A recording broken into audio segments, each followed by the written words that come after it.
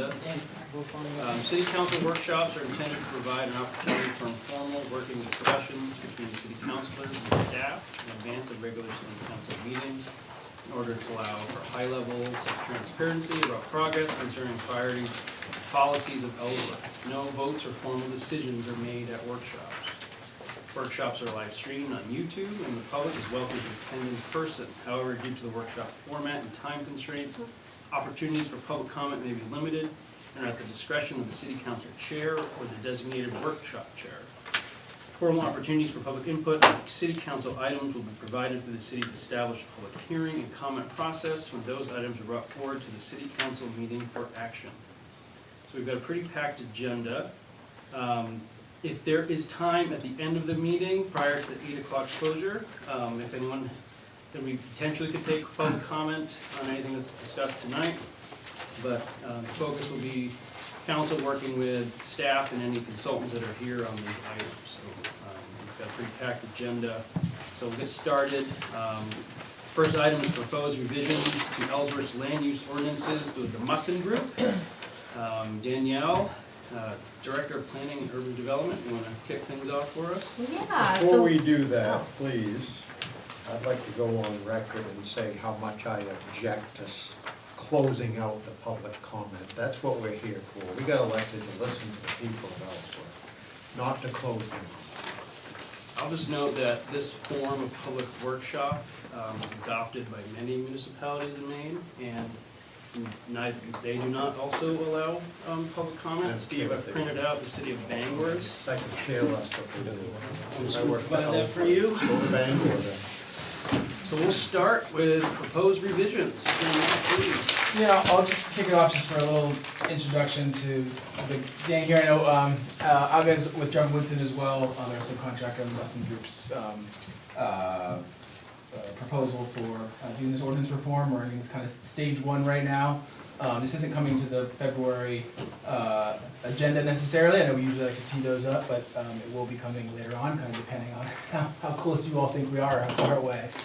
This is sort of phase one, as we talked about, I think before some of the city councilors who arrived when this contract was done, to really take a look at our ordinances to make them as business friendly as possible and to be as aligned with state law as possible as we move forward into Ellsworth's kind of to capitalize on this incredible amount of growth we're seeing here. I think it's one of the things that I've noticed since being city manager is business is booming. I know new housing developments, new business developments. It's on our planning board. We have some members here. They're busy with a lot of things, and how do we make sure that we can make Ellsworth even more business friendly and clean up our ordinances? This is sort of stage one of that process. A little bit of, I know we talked, Steve and Pat and some others from the audience about the impact fees or developer fees. I think in my area, that's not under discussion for tonight. I'm gonna make that just a separate item. And I can work either with any of the councilors if you'd like to just eliminate that chapter. We're 1 year away from those developer fees just going away because the debt service on that project will be completed next year. I'll get you the math on how much developers have already contributed to the process. I think there is something to be said for if you want to keep the developer fee for its final year. If you cancel it 1 year ahead of time, there could be more people that developed and that aren't going to pay that developer fee. We've already had, I think, 4, and we're going to get the full math on this in case the council would like to sponsor that elimination of the developer fee as the ending of that chapter. But we'll get you the math on how much has been paid in. This last year alone, though, we had the Dice Arts, Hilton Home Suites, and 2 tractor dealerships. Were all new businesses that came in. And we'll be paying some of that developer fees. So, the question is already a lot of businesses that are coming in to pay these fees. Notwithstanding, I actually talked to one of them that actually thought it was a pretty reasonable fee, considering what they're bringing in, the infrastructure they're able to tie into. But I'll get the math and accounting there. So that's just one thing when you don't see impact of developer fees discussed here today. I know it's a priority item. I'm just going to kind of bring it as a standalone for maybe the March council meeting if the council would like to sponsor the elimination of developer fees up there. So I'll also say I know this team is doing an incredible amount of work. I've been involved in 2 of the workshops at all the red lines of this 600-page document. And it's not just like the bigger things they're catching to make things smoother and more business friendly, but it's just like a lot of things in there are just confusing. Like that even like when you ask this staff and that staff member, you can really see from a user journey's perspective as a developer or a business owner coming into the system and trying to read this and find out what you're supposed to do. The answer is even with staff help, you're not going to be able to get the right answer. So the incredible amount of work Aga and Matt and Danielle and Brittany and Robert and our code team and Andrew as well have been doing on this day in, day out. It's pretty remarkable, and I'm excited to see another kind of best-in-class ordinance structure in the city. I think we're in some ways first to strike. That comp plan came out with this recommendation to do a lot of these things, and we're pretty close to being there. So really proud of the team on this one. And with that, I'll send it to Matt, maybe, or Yeah, I'm Matt from the Musson Group. Do you want to? I don't have any more to say, so thanks for covering it, Charlie. I did want to recognize that we do have members of the planning board here tonight as well. The intention of this is being a joint workshop, so where they were available, they're either online or in the audience, so I thank you and appreciate their time. I sure do. Thank you. Yes, I'm Matt from the Musson Group, and then Aga from Dublin Woodson, who we partnered with, is online. And we have a presentation tonight to kind of just review from a high-level perspective, and provide as much detail as we can of the 600 pages of changes, really to educate the council and the planning board members that are here on the larger structural changes that have occurred within the ordinance. Aga did an incredible job of really building this new foundation that, like all future ordinances, can kind of feed off of and be developed off of. And then we'll get into some of the state law changes that affect the more land use related items and planning related items within the UDO, and how we restructured some of that as well. So I'll let Aga kick it off with chapter 1 and the administrative piece. Hi everyone, it's wonderful to be here with you. Thank you so much for devoting an hour of your time to talk code. As folks have already said, I just wanted to highlight, sort of our mission, the charge that we were given.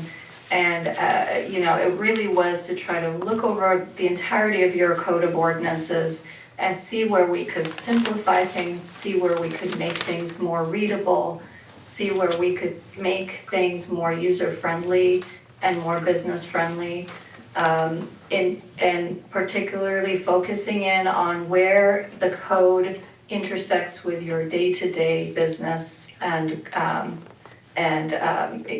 operations. So the businesses in your community, when do they have to interact with this document? And can we make it as simple as possible and as streamlined as possible?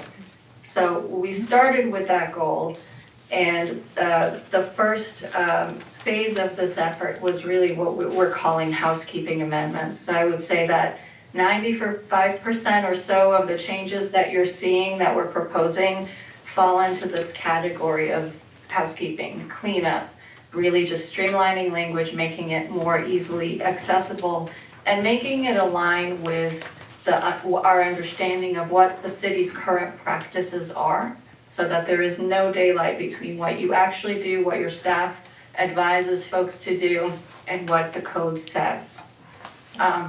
So what we want to do is spend a little bit of time talking to you about how we've achieved that. And the first thing that we've done was to create a new chapter, a new administrative chapter that serves as a roadmap for navigating this otherwise quite complicated set of rules.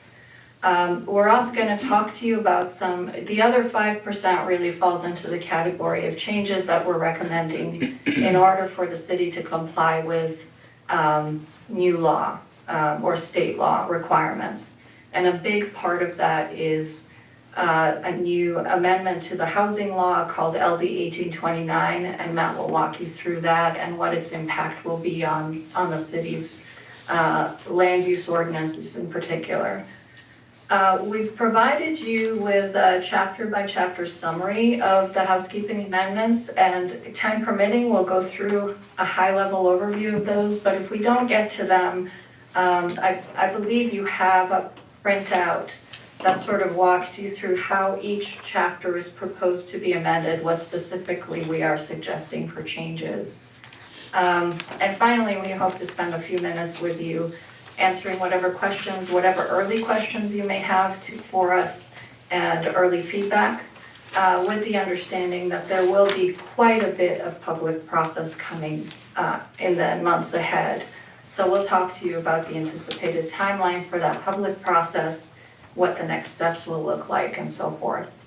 So with that, the first thing I'd like to talk to you about is sort of the high-level organization of your code, and really focusing in on this new chapter known as the administrative provisions. When I looked over your code of ordinances, what struck me was that within each of your ordinances, there was quite a bit of redundancy and sometimes conflict with respect to how the city was handling sort of basic procedures, how to issue a permit, what kind of review process, and the steps that go into issuing a permit or a license or any other approval that might be necessary for, especially for businesses, for commercial development.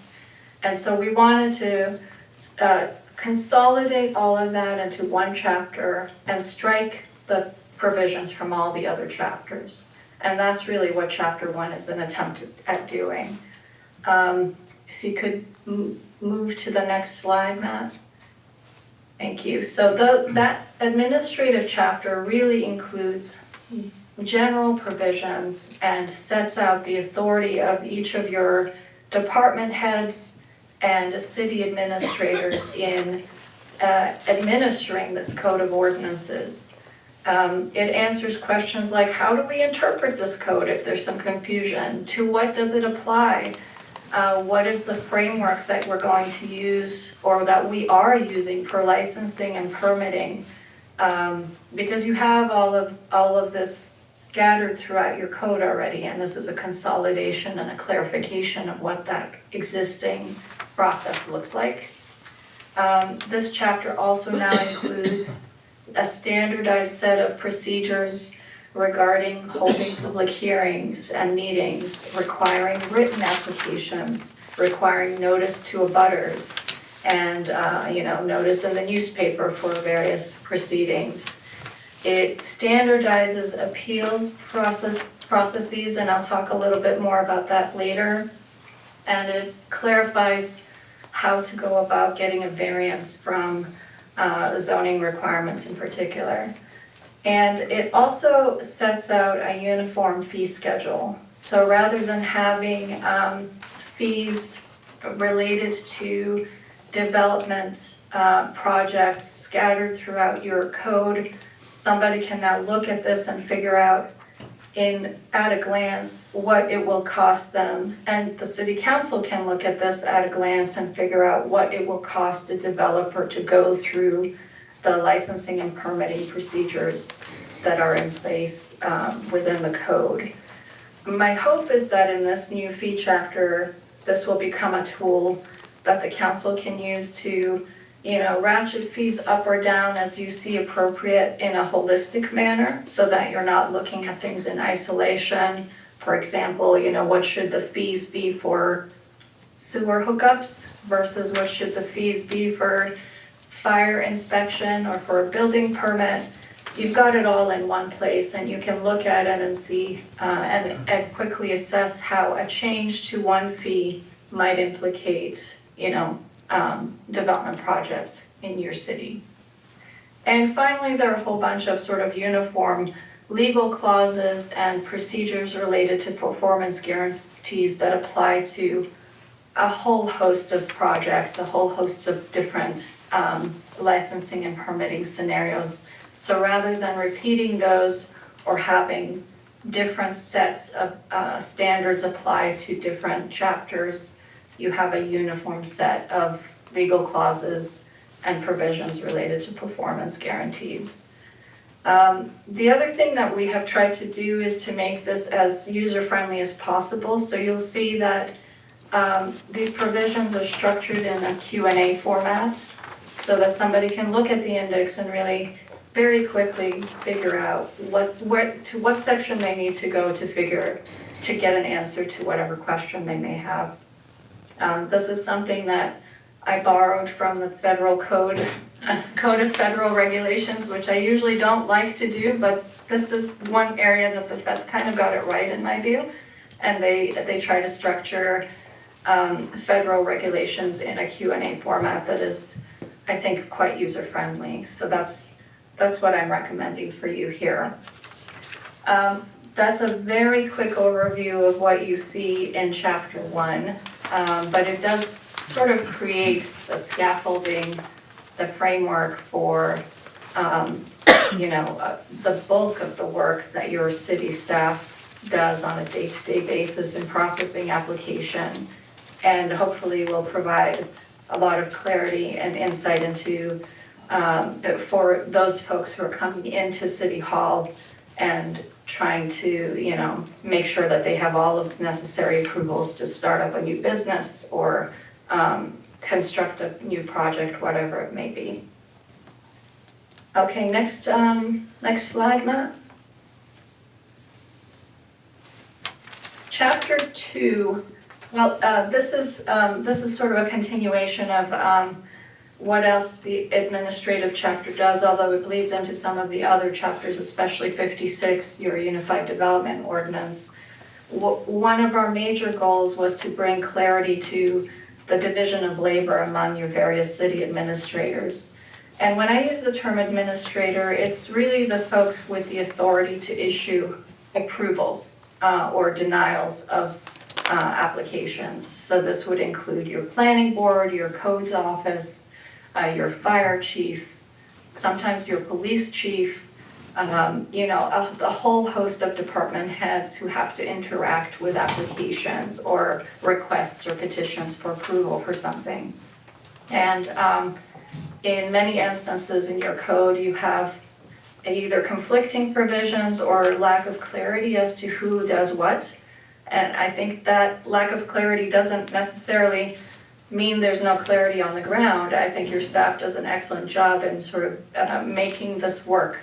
But we wanted to, again, bridge the gap between what the practical day-to-day steps are that your staff are taking and what the words are in your code. So making sure that there's no daylight between reality and what's in the code was important. We also, as I mentioned, really worked hard to standardize appeals procedures from chapter to chapter and also streamline those appeals. And so what we have recommended that you do is that the bulk of appeals of staff and board decisions become direct appeals to the Superior Court. And that where state law requires it, those appeals would go to either the City Council or to the Board of Appeals as required by state law. But otherwise, we think that an efficient step for the city to take is to really require that any appeals of development projects, of decisions related to licenses and permits, by and large, be direct appeals to the Superior Court. We've also, as I mentioned, really tried to update all of the provisions throughout the code to comply with the current state law, both existing and new state law. So for example, there are some new training requirements for the planning board that are now built into the code. There are also some updates to, everything from your subdivision review criteria to the harbor master, the harbor management chapter, all of which is really intended to bring these codes up to compliance with existing law.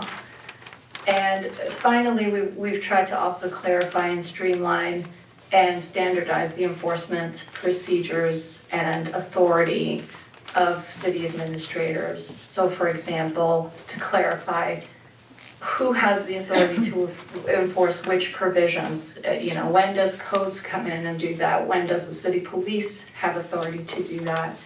And to make sure that the process by which an enforcement action is taken is consistent with, common practices of municipal law. So you give a notice of violation to the prospective violator after an investigation. And that notice contains certain minimum requirements.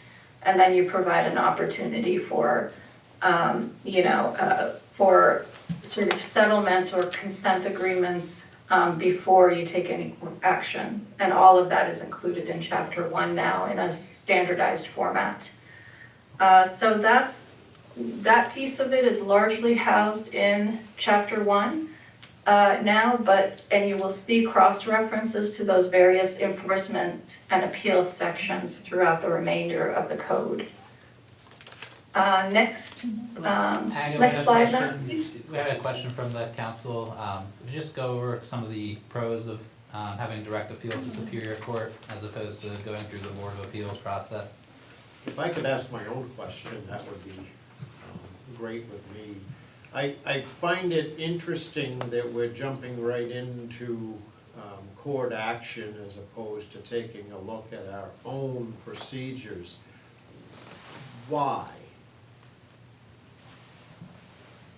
Would you like me to, I'm sorry, I can't quite tell to whom that is being directed. I'm happy to I'm asking take a you stab or at answering anyone that. else, but it just seems to me, why are we not looking at our own procedures before it gets to a court action? We are. So you will see that the bulk of changes to, for example, Article 13 of Chapter 56, where the Board of Appeals language has been housed, as well as I'm trying to do this from memory, Chapter 18 or 13, where your Board of Appeals provisions are, let me step back.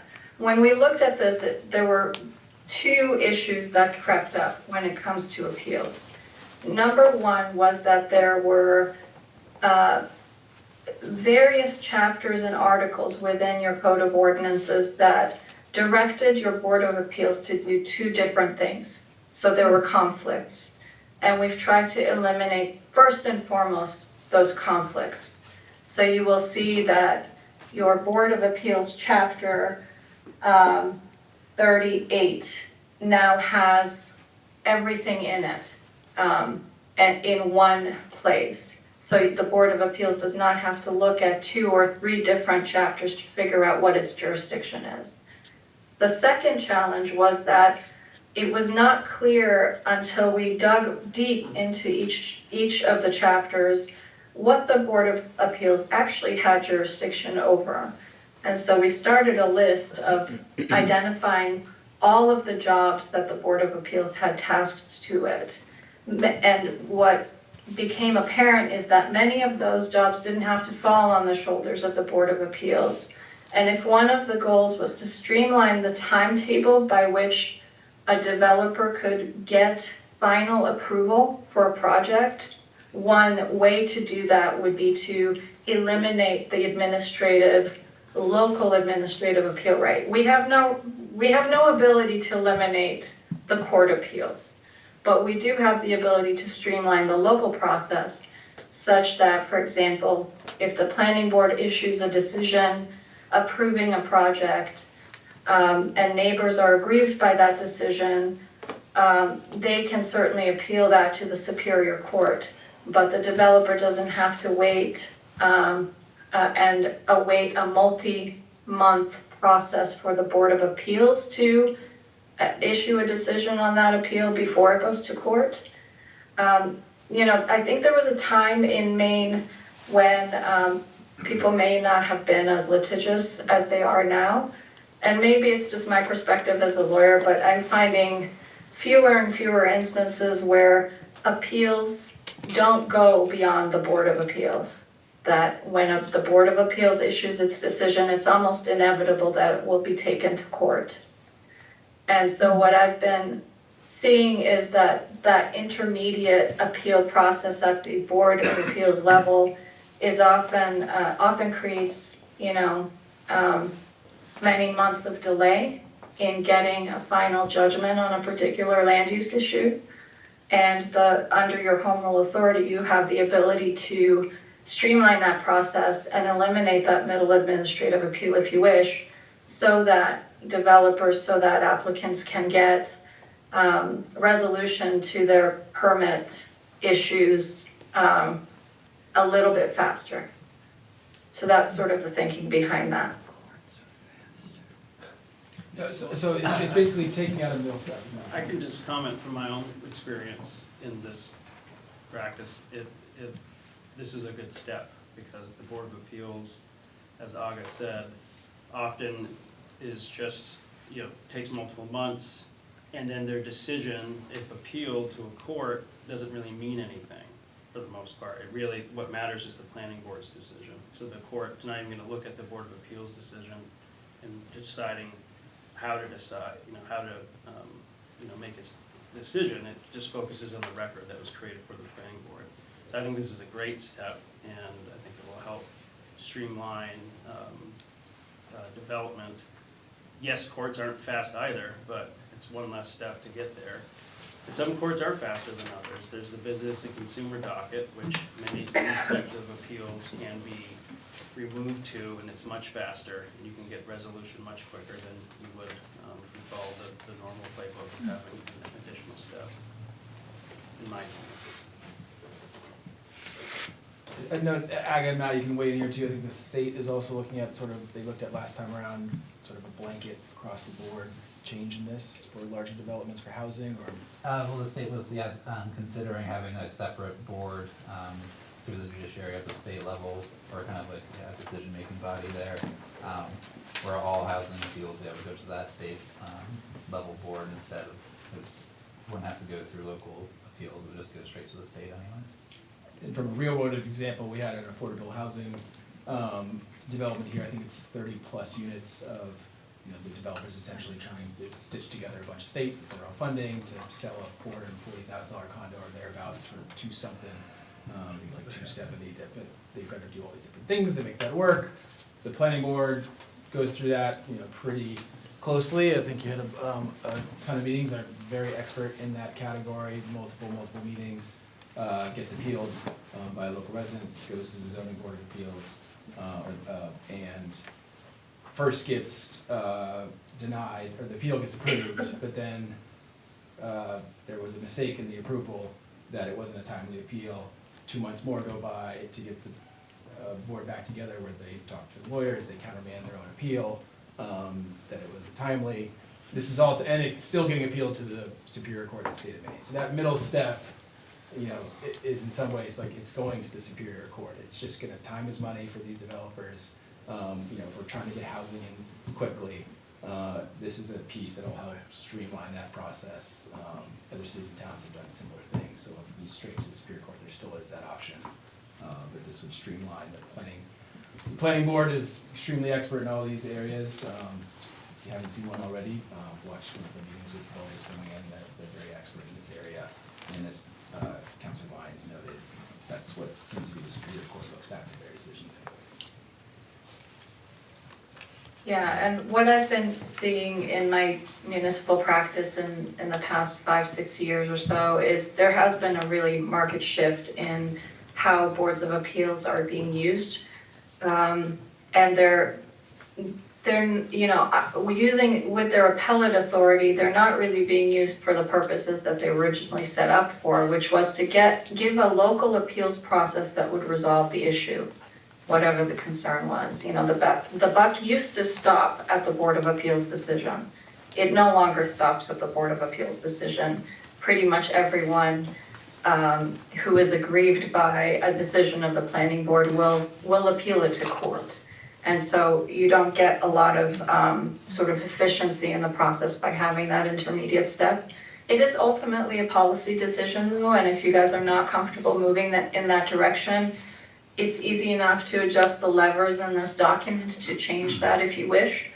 Certainly something we would want to hear back from you on if you didn't like this move towards streamlining what's on the docket for the Board of Appeals. I do want to mention that what the Board of Appeals is crucial for is not just administrative appeals. They still, by state law, handle all variances. And by state law, they still have to handle a subset of land use appeals. And so those are identified in Chapter 1 now. And likewise, the city council is now in the role of taking on certain appeals of certain decisions as required by state law. So the city council would continue in that role in those rare instances where certain licensing decisions have been made, certain, permit suspensions and revocation decisions. Those kinds of things would still go to the city council on appeal. Do folks have any other questions about the administrative chapter? At least early questions. We're happy to take others as the opportunity arises here. Okay, so in that case, I'd love to focus your attention on some of the changes we've made to the land use chapter, the land use chapter 56, because that's really where you get a lot of bang for your buck in terms of streamlining language, reducing duplicative language, and really standardizing procedures. What we have tried to do is organize chapter 56 as a one-stop shop for all land use permits. So you will see in there now, Article 1 of chapter 56 is sort of a shorthand version of the administrative chapter, a lot of cross-references to chapter 1, but a really streamlined set of procedures for administering your land use ordinance. And Article 2 is is a new article that houses some very basic procedures about how to get about securing a building permit and certificates of occupancy. Those things you've always done, no question about that, but it was really hard for me to find the references, the citations in your code of ordinances to justify these things.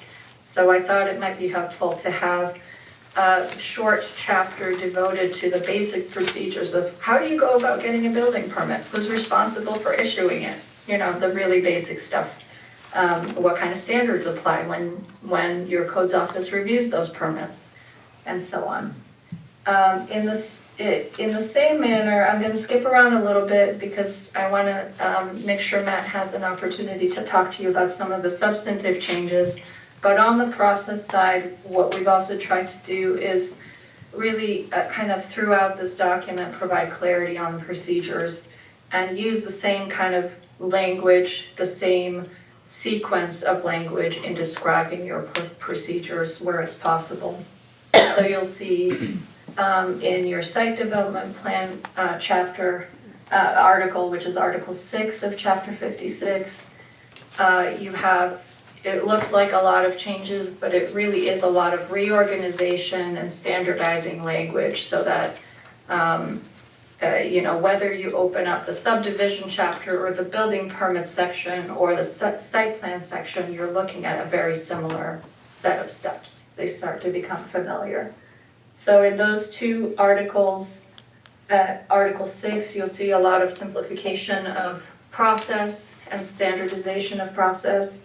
And in the subdivision regulations, likewise. One big organizational change that we've recommend that you do, and I think this has been on the to-do list for a while, is to move your subdivision review standards and regulations into the land use ordinance. Right now it's a standalone chapter, and we're suggesting, recommending that it become Article 7 of the UDO, so it's all in there.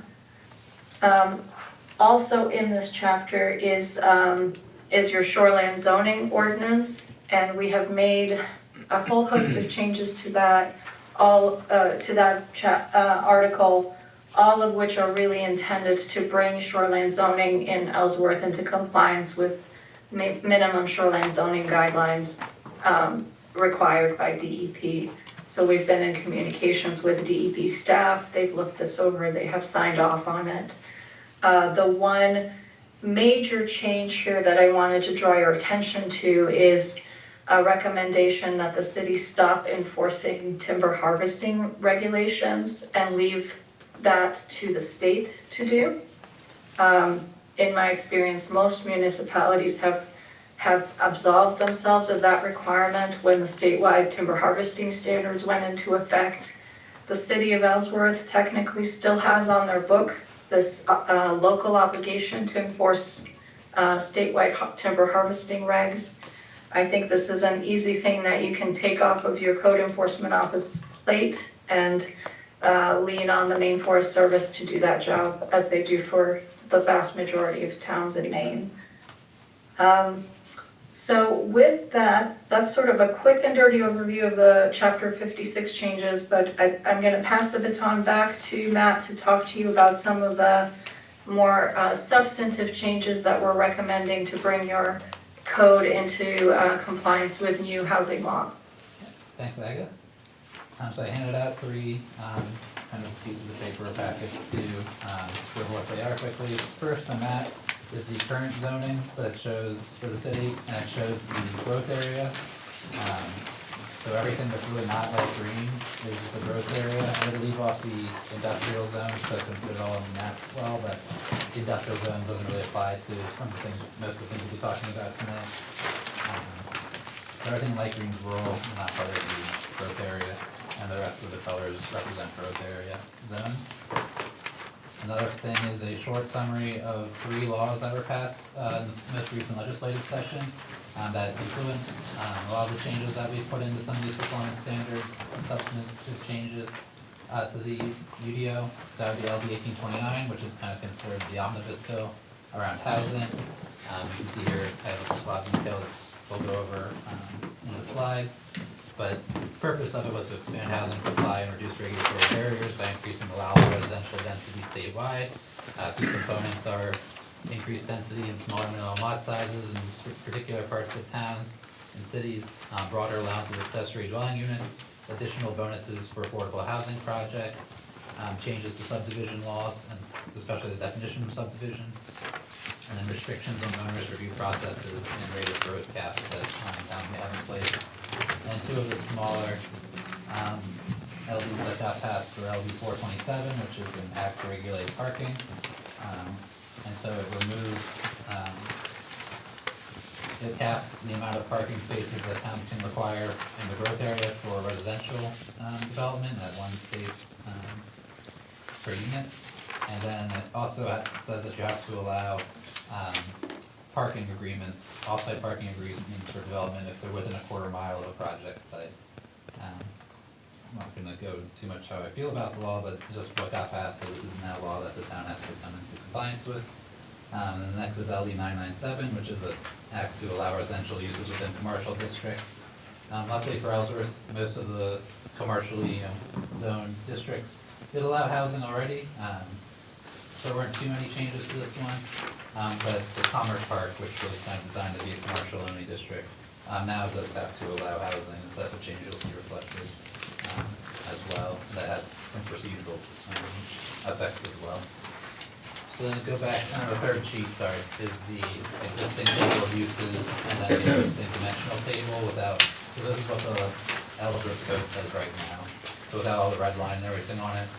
So we're talking through some of these changes to LD, from LD 1829, you'll be able to see what the current code says and compare it to kind of where the state wants the city to head based on LD 1829. And so some key policy implications and questions to think about as we're reviewing this. So how does the city allow smaller lot sizes across the growth area where required, but still encourage growth in areas of public infrastructure? Just quickly to kind of summarize, LD 1829 requires a certain minimum lot sizes for lots that are either connected to public water and sewer or can provide a comparable system. And so it's kind of like a no-brainer to have the development happen where there's actually water and sewer as opposed to these comparable systems. But the state law doesn't really allow the flexibility there. So again, just thinking about how the city could encourage development to still happen where there is that public infrastructure, and then while also coming in compliance. And does the city need to rethink certain zones that were designated as potential development, or designed as areas of potential development, but left in the growth area prior to LD 1829?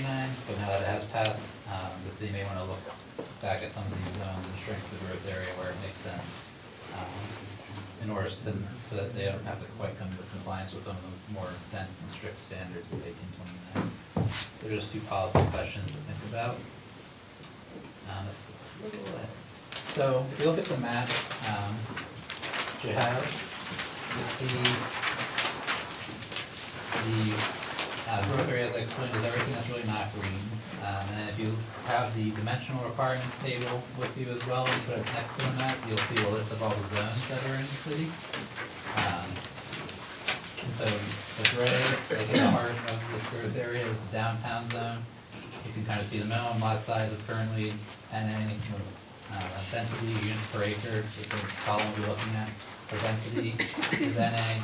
So that zone already complies with all the state changes from LD 1829 because none of those things are already regulated currently within the town. The urban zone, I don't know if anybody with a computer has the. And this is the back page. Yes, the very back page. And NA is applicable. Yes, so there's no minimum lot size, there is no density requirement for that zone. So the next one, zone is the urban zone, which is a growth area zone. Currently, there is a minimum lot size of 10,000 square feet. You'll see in the markup, I've just suggested to lowering that to 5,000 square feet across the city. Again, it's an urban zone, it is kind of meant for heavier, denser development. Most of the urban zone does have public infrastructure, but not all. And so the caveat is, if the town does lower urban from 10,000 square feet to 5,000 square feet, and there isn't public infrastructure, you'll see in note 2 that has been put in here that that lot, or a project that happens on the lot without public sewer in particular, would still have to comply with the state law to have a minimum of 20,000 square feet, even though the city says 5,000 is the minimum, because that state law would supersede the city's minimum requirement in terms of if there's private septic.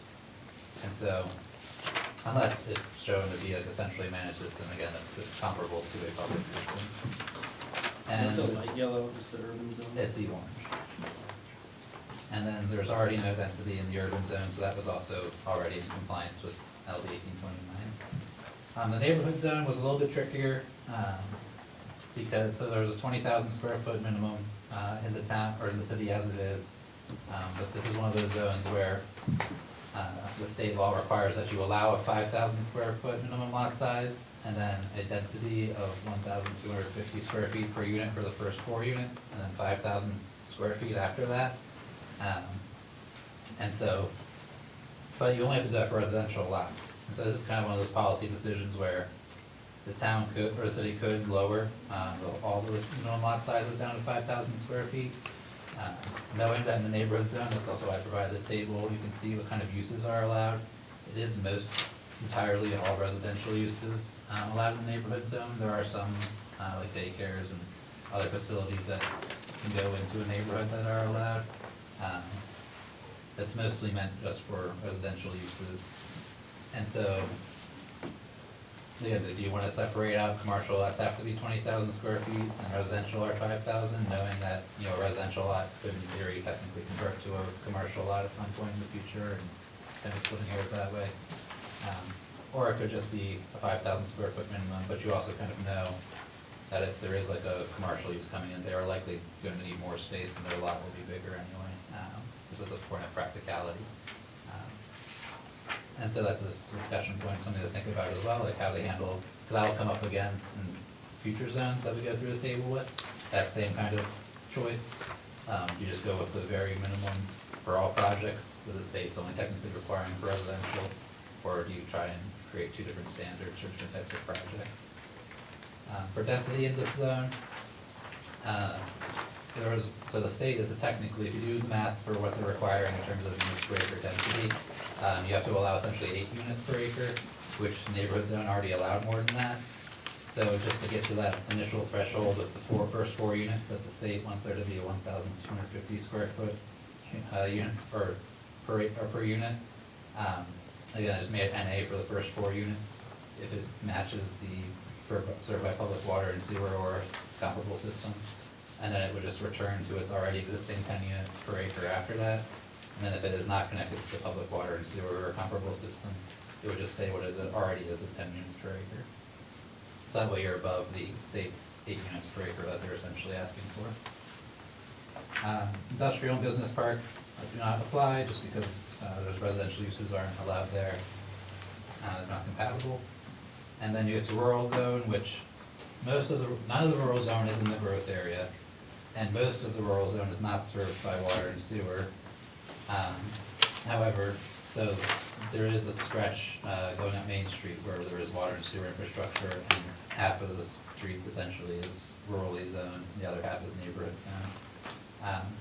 And so you do have to kind of create the similar type of structure for that zone, that part of the city. Right now, the minimum lot size for the rural zone is 40,000 square feet. And so if it is not served by water or sewer or comparable system, I've suggested to keep that the same, just to maintain the larger lots, more rural character. However, for now, if it is served by water and sewer, you would allow a 5,000 square foot minimum lot size. Again, it's a policy decision. I don't know if it necessarily is a huge deal, just because of how close that particular rural area is to downtown in the urban compact. But it is ultimately a policy decision of the city. Again, and if you wanted to, so these changes have to be implemented by June 2027 for City of Ellsworth, because it's a council body of government. Or 2026, I think.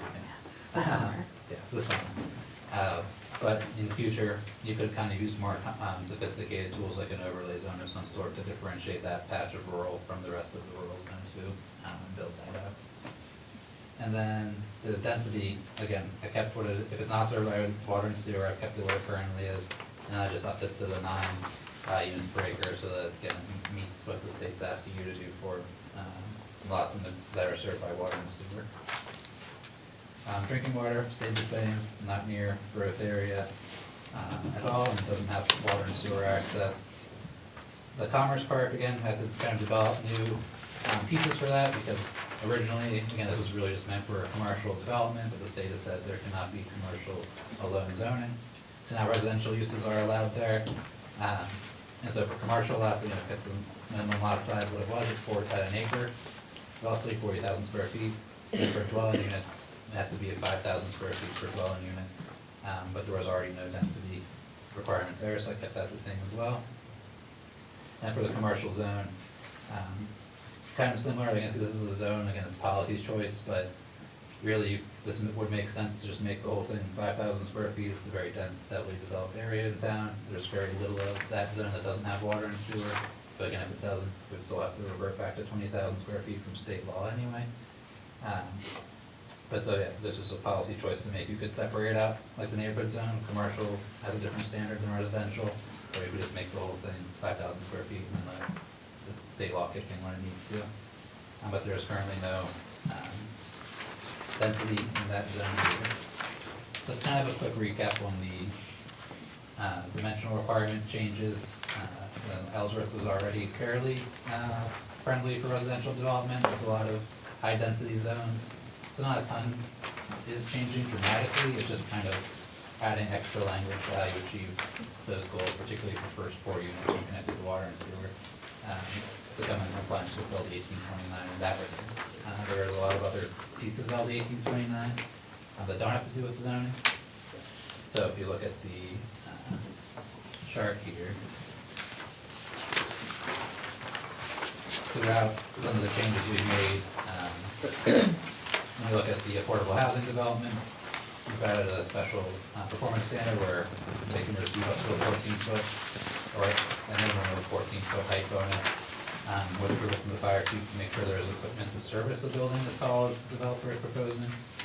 Again, Ellsworth was already pretty good at this wherever, so no changes need to be made, but the state required that you allow 3 or 4 units on a lot, depending on if you're in the growth area or not. Ellsworth already did that. Housing was allowed at a minimum of 3 units in all of these affected zones. Does that include on private sewer and water, even with 3 units? Yeah, so it's as a use, you have to allow 3 units, and so there may be other factors like other dimensional requirements, setbacks that would prevent someone from fitting those 3 units on the lot, but if Ellsworth just can't say you cannot have 3 units on this lot as a use. I just kind of went through the minimum lot size and density pieces of this. We can skip over that. As Aga mentioned, there's now a training provision for the planning board, and must be trained within 180 days of appointment. That is part of this law as well. We'll get into, or I guess we'll touch on it now. So the planning board typically has reviewed structure subdivisions, whether it was 3 or 4 units, because previously they met the definition of a subdivision, which requires them to go through planning board review. Part of LD 1829 has changed the subdivision definition for dwelling units only, where if it's 5, if you get up to 5 or more dwelling units in a structure before it becomes a dwelling unit, or becomes a subdivision, sorry. And so now 3 and 4 unit, in one structure, now if there are multiple structures, it's different, but in one structure, are no longer a subdivision, and the state has said the planning board cannot review them, has to go through administrative review. So we've built that in as a minor site review process with the code office, so they'll review those types of projects now. And as far as 3 or 4 dwelling units, multiple structures on a site, the state kind of left that open to municipalities to look at, so we have also sent that through the code office to do the minor site review process. So those 2 projects won't go through the planning board when they would have previously, but state will change the definition of subdivision. So a quicker, again, process will be going through the code office, and they are smaller projects too. Accessory dwelling units now must be allowed attached or detached to multifamily structures. Ellsworth already allowed them attached to single-family structures, so we just expanded that to include multifamily structures. Let's see. Ellsworth already allowed the 2.5 times base density bonus for affordable housing projects. And then Ellsworth did not restrict owner occupancy standards for accessory dwelling units. So, again, Ellsworth is fairly simple compared to some other towns I'm working on with that. Just because Ellsworth is already pretty friendly towards development compared to a lot of other municipalities in this area. But those are some of the changes from LD 1829 that we're suggesting being made. And if you just want a quick note for when you do look at the full pages, 259 is the page that the table of uses and dimensional requirements start on, and the 600. And I do want to just throw out a little caveat here. We know that there is a fix-it bill being circulated related to LD 1829. So we fully expect that there will be some changes to that law made in this coming legislative session.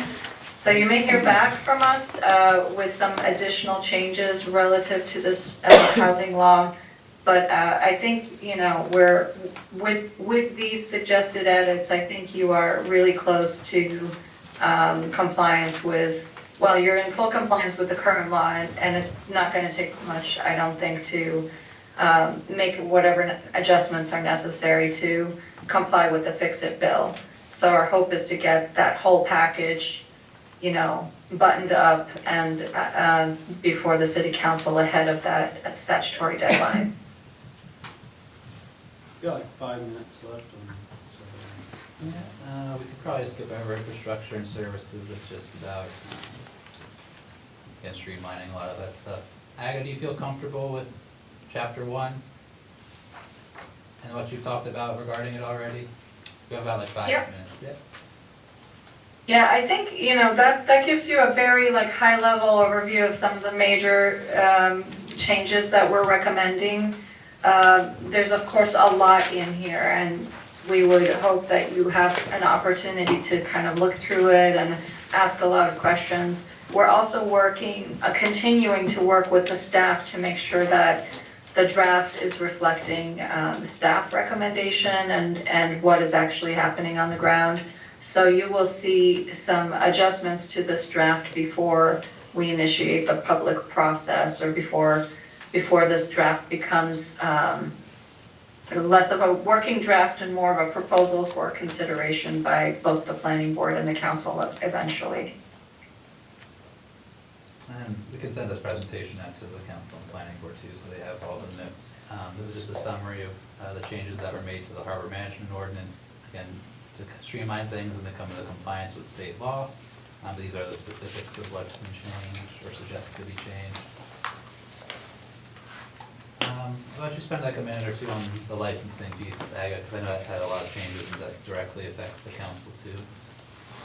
Yeah, same idea with this chapter as with the changes we recommend to the 56 to the UDO. which is really to try to make the sections flow better, more consistently with other permitting and licensing proceedings, and standardizing those processes across administration, across different, regardless of whether you are the planning board or the city council, there's some basic provisions that apply when you're reviewing an application, and this sets out those basic provisions in a standardized way, and also strikes the redundant provisions which are now housed in Chapter 1, so that you have that continuity of review. We also took the time to go through each of the licensing categories to make sure that those requirements comply with state law requirements. This licensing is actually quite heavily regulated by the state, so we wanted to make sure that your code is up to speed and consistent with those state law requirements, and it is with these changes. And we also, lastly, one thing we wanted to highlight for you is our plan is to create sort of, as the first page of your code, sort of a roadmap, a visual guide for how to navigate through this document for people who are approaching the city for development review, application review. So we've stricken the flow chart that is in Chapter 14 with the plan of incorporating that into a bigger roadmap that it will be in the front of the document. So stay tuned for that. And I won't go too much into Chapter 56, I mean, that really affects the planning board and their process too, but we did look at changing performance standards within here. There were, as former planner, I was definitely confused by a lot of them myself when using the code, particularly like downtown parking, and like all those different zones that were there. So just trying to make it easier and more approachable for someone to come with a parking plan, have that discussion with the planning board without trying to piece together, what's this zone mean, why is this zone slightly different from that one, like lots have probably changed since that map was originally made, so what zone am I actually in? Really it's just you come with a parking plan, you're a developer, you probably know like you're gonna provide parking for people who want to use your service, and then that, let the talk get through with the planning board and determine, in downtown only, this is only for downtown because there isn't a ton of space for parking, and it's more walkable, so it's less car dependent. I would say it's one of the larger structural changes to the performance standards. Otherwise it was bringing things up to kind of modern compliance using more science and engineering based standards as opposed to some of these flat prescriptive standards that were in the code previously. So like site distance is one where there was a pretty commonly used standard for it that a lot of municipalities have, which was like the 10 feet per mile per hour or something like that. Is the site distance, but now it's just encouraging people to use MDOT's site distance standards to set what they use. Again, it's an engineered standard rather than just a flat standard. And then similar with like stormwater, there was a set prescription for flooding standards where you have to look at specific storms causing a specific number of inches of water in a 24-hour period. But as weather changes, the federal government keeps track of what those would be a 10 and 50-year storm, so just referencing that data site for a developer to use. So it's more practical and can have be used in real life circumstances, not just this flat 5.4-inch standard that's been the same for almost 15 years now. So doing that sort of thing. What about next steps? Yep. There's just a quick list of all the chapters that will be repealed and reincorporated. But you can see it's a lot of extra stuff.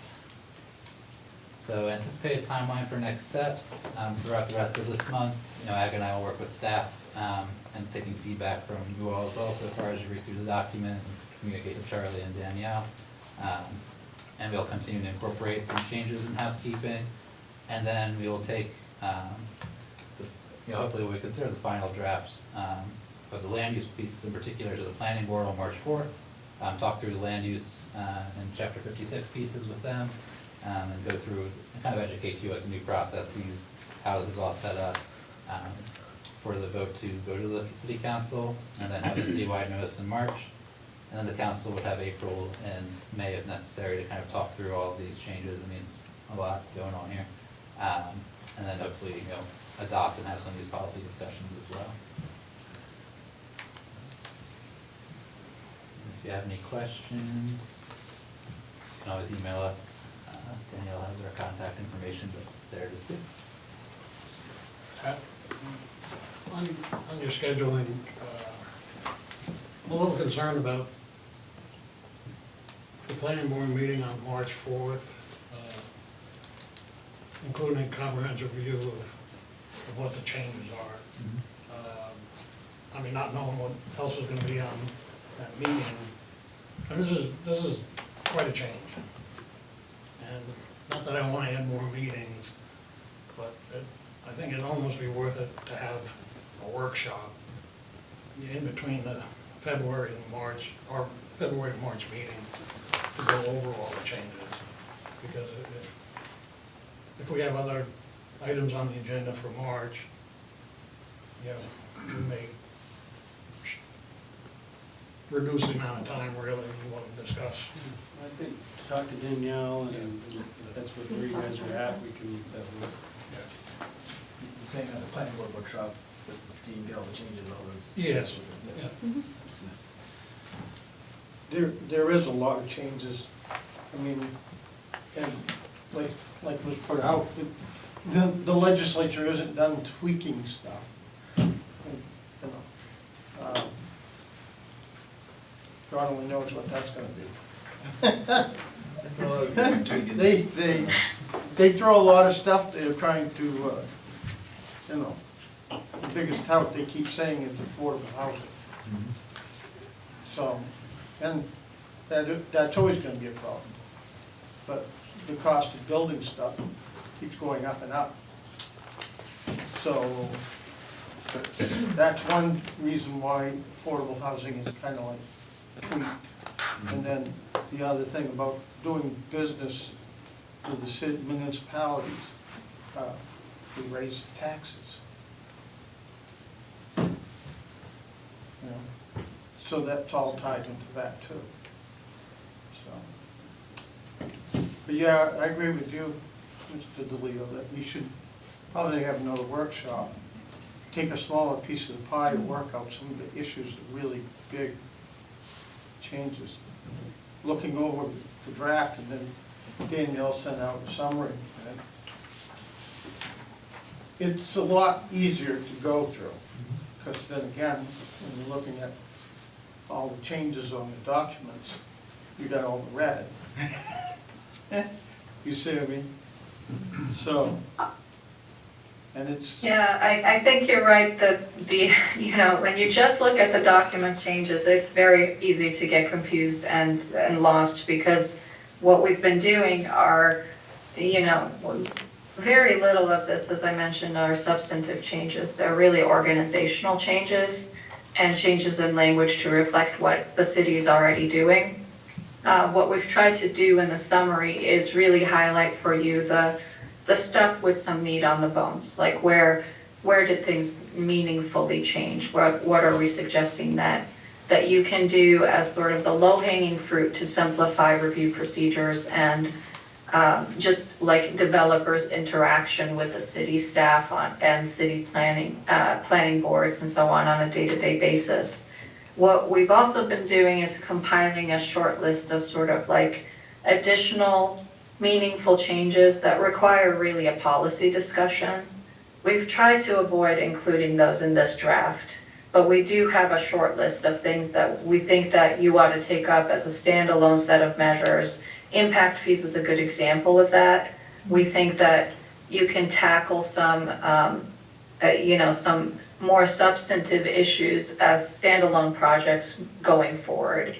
What our hope is that these sets of housekeeping amendments get you to a place where making those policy changes will be much easier and cleaner, and allow you to focus in on the stuff that I think could be potentially more controversial. You know, here, what we have for you is, there's not much controversy here, I think, correct me if I'm wrong, but it's really about like fixing the procedures, standardizing them, and then making sure that everything is consistent with state law, which we already have to do. So it's not like there's a choice in the matter. You know, we've really tried to eliminate any significant policy decisions And where there are policies, decisions, you know, really Matt has flagged those for you today. But I would encourage you to start with that summary and read through that and then go to the red lines, because I totally agree with you. I think that just looking at the red lines can get really confusing really fast. It looks like a lot of it, things are changing when in fact they're not. Thank you, Olga. Thank you, Matt. This was super helpful. Good to know we're already a little behind schedule, but thank you guys. I think Sarah's up. We're not taking public comment right now. Nothing out. No. Next up is the library renovations, and we have our library director, Sarah, here to present for us. Thank you, Aaron. And thank you, Olga. Thank you. Thank you.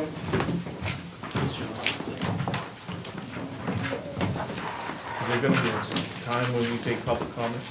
There's time at the end, potentially. Sarah and I see her. Yeah, come on.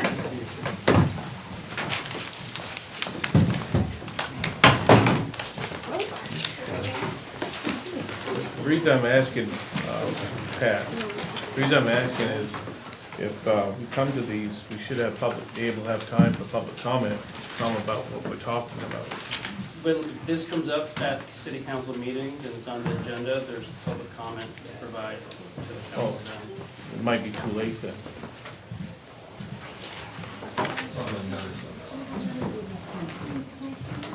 these for us?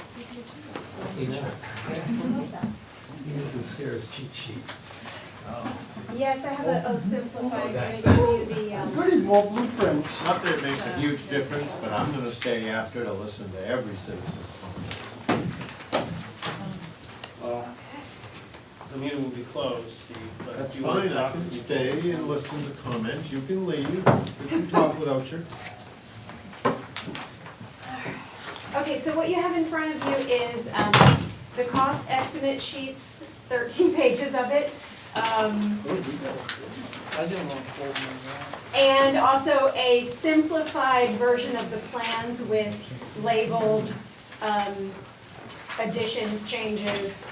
We have the full set of plans, if anyone would like to come by the library and flip through, how many pages is it? A lot? 20 something, yeah. So we have, for anyone who doesn't know the background story on this project, we've been working on this for a year and a half. We started this project with a community survey in the summer of 2024. And that led to a series of 7 public workshops to come up with what we wanted, what the community needs. And then we're now moving into the construction design document phase. So we're working with Mike, and we've put together plans, so now we're ready to start fundraising. We are working with Gary Friedman and Associates to, right now, do a feasibility study, and then we'll be launching a capital campaign. So this really is briefing you all on what we're doing. This is not my building, this is a city building. I am just acting in what I believe to be the best interest of the building itself. There's a lot of deferred maintenance, about $1.5 million in just upkeep type items that have to be done. But then we're really outgrowing the space. So that's why we're trying to add as much square footage as possible. If you all wanna take a look, ask any questions you may have. Is there anything you wanna add to my brief just right now? Let's see, is that in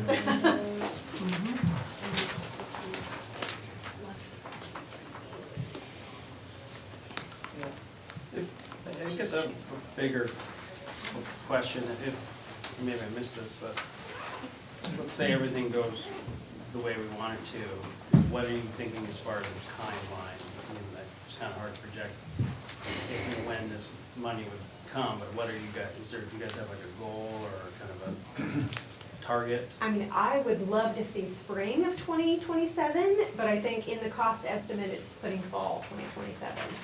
Okay.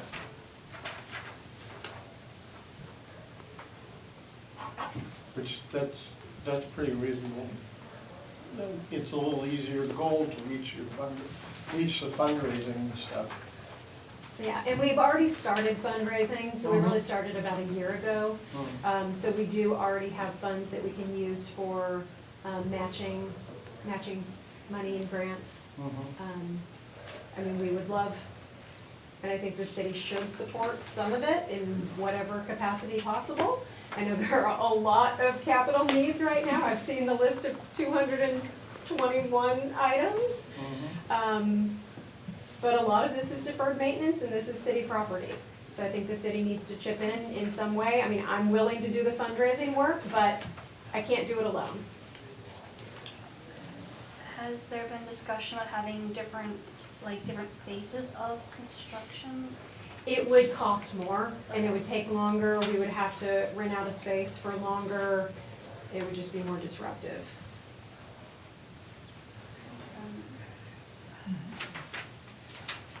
So we just got this cost estimate in. We were hoping to have a project between 3 and 4 million, and it came back with a smidge higher than we wanted, so, we will be going back to the drawing board a little bit and seeing where we can cut.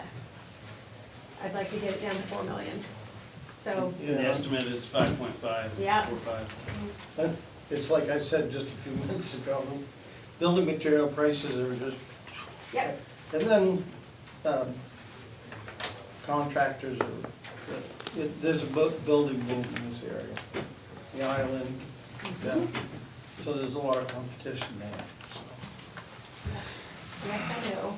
Yeah, it kind of scares you when you go price out windows to make sure you're putting period correct windows in, an antique house, which I have, just like the library.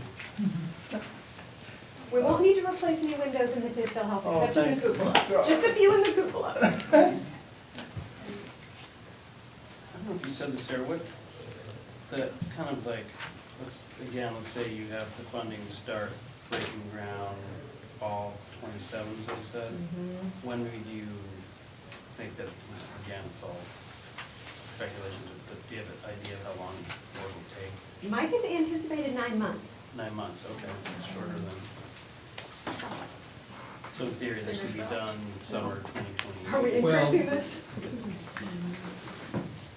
So, generally speaking, and I'm sure you might hear some embellishments to this opinion, let's say you had a 12-month construction period. Your first month, you might be able to spend $150,000. By the time you're halfway through it, you might be able to be spending $500,000 or so. And with a building this size, it really depends on how much work can be happening at the same time everywhere. And so, if the entire building gets emptied out for, several months, and if all the books get placed somewhere else for several months, then you can obviously have people working in different places at the same time, and the construction can go faster. We're probably into at least 12 months, I think. I added too many things to the list.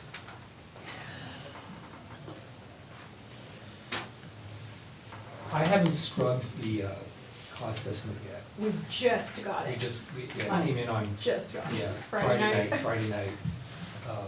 Oh, no, yeah, if you just got it, and you get it, they'll be, like you said, peeling through. And Oh, going, yeah. Ooh, it would be nice to have this kind of tile, but we're gonna. Oh, yeah, we have a list of wish list items that we'll be scrubbing all of them. Well, what I mean by that is if you look at the cost estimate on a couple of places, it'll say like 17,600 times $1 or $2 or $3. The cost estimator used 17,600 as the gross square footage of the building, but that includes the basement of Tisdale House. Whereas in my mind, 14,800 square feet is a better number. So for instance, they have $1 per square foot for miscellaneous rough carpentry. And they use that 17,600 square foot number. Now, granted, between 14,800 and 17,600 is not that much. But because that number is 17,600 is being used probably dozens of times in that cost estimate, getting that number to be correct will affect, you know, the bottom line. Mhm. And of course, it's a conceptual design cost estimate, so the cost estimators, you know, don't want to be underestimating either how long it's gonna take to do something or the quality level that, you know, the design team's looking for. And just, I think it's also higher level, this is something that you probably approached the council about a year ago? Over a Over year? a year ago, Yeah, right, so it's a you while. guys have been doing a lot of work getting up to this point. Yes, lots of public meetings, a couple surveys. We've tried to get as much feedback as possible.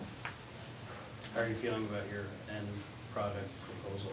It would be great if we could do this whole project, but we'll see how much money we can raise. It would have been really great to have done the project in 2018 and gotten way more square footage, but that's okay, we're here. And then through the bidding process to get the contract, the price could be up or it could be low. You know, it depends upon how hungry the wolves are out there. Yeah, Jessup's renovation just came in about 100,000 less than what was anticipated, so that'd be great to have a little, Yeah, and if you plan it for the, you know, if we could plan it for like the fall, or early fall, and things get done on, it gives them some, most of it's interior work, right? So that would give the carpenters and all the rest of the drywallers and everybody inside work for the winter. yep. I should have this figure off the top of my head, but I don't. What's the date on this building? The Tisdale House was built in 1817, and then the new addition was 1990. Yeah. So, did you, when this project was first in thought, has the Historic Preservation Committee been in the loop? I have gone to the Historic Preservation Committee twice, I think, about various like other things going on in the building. So we were kind of waiting until we had everything that we could go and lay it all out. In the Tisdale House, not much is being done. Okay. So it's mainly the 90s edition. Seems like there's a lot of stuff that needs to be fixed. Yeah, the Tisdale House is in great shape, except for the leaky cupola, which no one's surprised about Cupolas that. always leak. They always leak, yeah. So that's where you're going to replace windows, so that probably would be something we'd be interested in. Yeah, just in the cupola, Yeah. not in the main part of the building. But there's no, as far as the rest of the building, there's no removing material, like removing historical material to change window sizes and things like that. Okay. I love, the reason I took the job here was because I fell in love with that building. So I'm I like, can whatever I have to do to preserve the Tisdale House up. I can identify with that. Yeah. When they did the addition, they tried to mimic the windows in the Tisdale House. There was a lot of discussion, if I remember right, of the whole thing. Yeah. It's really hard to do, but It's not easy, you're right. Actually, a lot of the windows in Tisdale are vinyl replacements. oh, I wouldn't be surprised if they all were. I mean, you probably don't have 1850 windows in there, the double hung. Only some of the, Only ones that are leaking in the cupola. You try, when you're working with old houses, yeah, you can find vinyl replacement windows that do the trick. When you got dark wood grains on the inside, it's like, oh, vinyl doesn't work too well. It all depends upon the building, see. But vinyl replacement are top notch. Well, it depends how you do it too. In this building, and I usually do this, and Roddy, managing facilities, can tell you that, these vinyl windows are still in decent shape, but you can just use your fingers to pull out the wood frames around it, but they got locked into and rotted out instead of replacing it. More expensive at the time. They replace just the went whole with the thing. replacement windows. Yeah, so if they have that, was it Aztec or the, Exactly. AZAC, yeah, the type Yeah. that goes around. As long as the frames are good and everything's good around it, and you go with good vinyl replacement or like I did, I went with Anderson windows. And then they jacked up the price. It's too bad they didn't keep the original. When you have the gravy glass, my house is 1830, and for some reason that survived. But that like old growth pine is like teak basically. I mean, they're all the windows. You know, but the inserts on the inside, it's great. But it's cool to see the gravy glass on the outside. Any other questions for the library team? Maybe we've gotten back in this. You have 7 minutes early. Might be a little bit of Yeah. Oh, If you're there's getting no- that boy. Well, yeah, thank you for the update, hard work, and we look forward to It's been fun. getting this moving. Good question. Go ahead. Oh, yeah, yeah. Counselor Smith. Just, words are hard today. You mentioned, did you know when you would be coming back with an updated price estimate and a better idea like of what capital improvements would be priority? Just, timeline, try and get an idea. It's okay, you don't have one right now. I mean, we're working as quickly as possible because we have Northern Borders, the pre-application's due on the 27th. And then if CDS opens, it'll be, last year it was April. So we could possibly open in April, so we need everything ready to go as soon as possible. I need all my ducks in a row. Yes, I would think within the next couple of weeks, we'll have looked at everything. Awesome. And, CES is a congressionally directed Oh, spending. yes, sorry. Just a little history, we put it in last year, correct, and we're keeping that round of funding. And we were all a little disappointed because the year before that, Orono got $3.6 million for its library. Machias got $820,000, Jessup got $600,000. So we know it's that library, especially in rural Maine, is a passion of Senator Collins, who was able to secure a lot of that funding. But we had some big infrastructure projects that we have gotten some recent congressional directed spending for, so we kind of missed out last cycle, but I think for myself and council, unless they say otherwise, the priority for a big CDS that has to be continue to be the library. I think anybody who goes in there on any occasion sees how packed that is, or go to our events happenings and look at Yodel and see how many events they do. I mean, it's really a community hub for all of Ellsworth and this entire region. It's just such a great place of activity.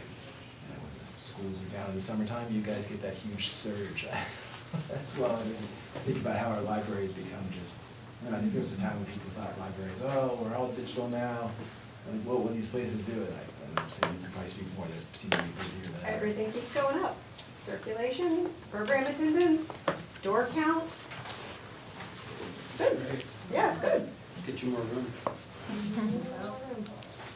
Hey, I would take working HVAC. That too. That's what I'm That's a legitimate wish. yeah. Has anybody mentioned to you this is looking forward, the possibility or the potential of the library as a permanent home for our carved wooden seal when it finally gets taken down from off the front of the building? I can see from your face, nobody has, yeah. Oh, I just wondered. I don't know where we would put it. Well, that was my question.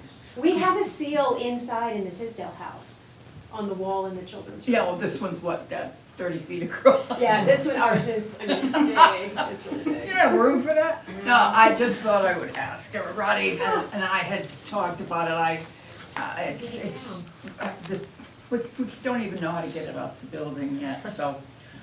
Yeah, and if we'll stay together, and to be inside, just now that you mentioned that, Councilor, it's, I think it was the last thing that EL Shea put on the building. I can see maybe not that I would, but maybe the new courthouse, if they have a big foyer. There you go, I hadn't thought about that. And then it's just a giant state seal made out of wood, probably be the only place capable. I was actually thinking that monstrous painting that's outside my office, which is kind of a shame, but it's this like works progress administration, specialty painting. It's, pretty much close to the size of that, but it's in a outside office where you can't even get depth to see it. But maybe that other piece would be a nice addition to it. If it holds. If we keep waiting, it's going to fall apart and then we won't have to worry about it. Thank you guys so much. Thank you.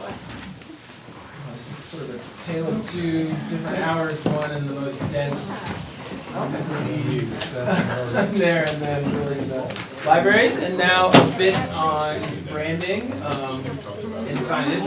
It's probably the more tangible things. Yeah, it is. Fortunately, it doesn't take it enormous. Big Lebowski, right? First floor, and second floor. Big Lebowski. One day. We'll get the other way. The board, going through the blueprint and just trying to make sense of it. It's impressive. Take care.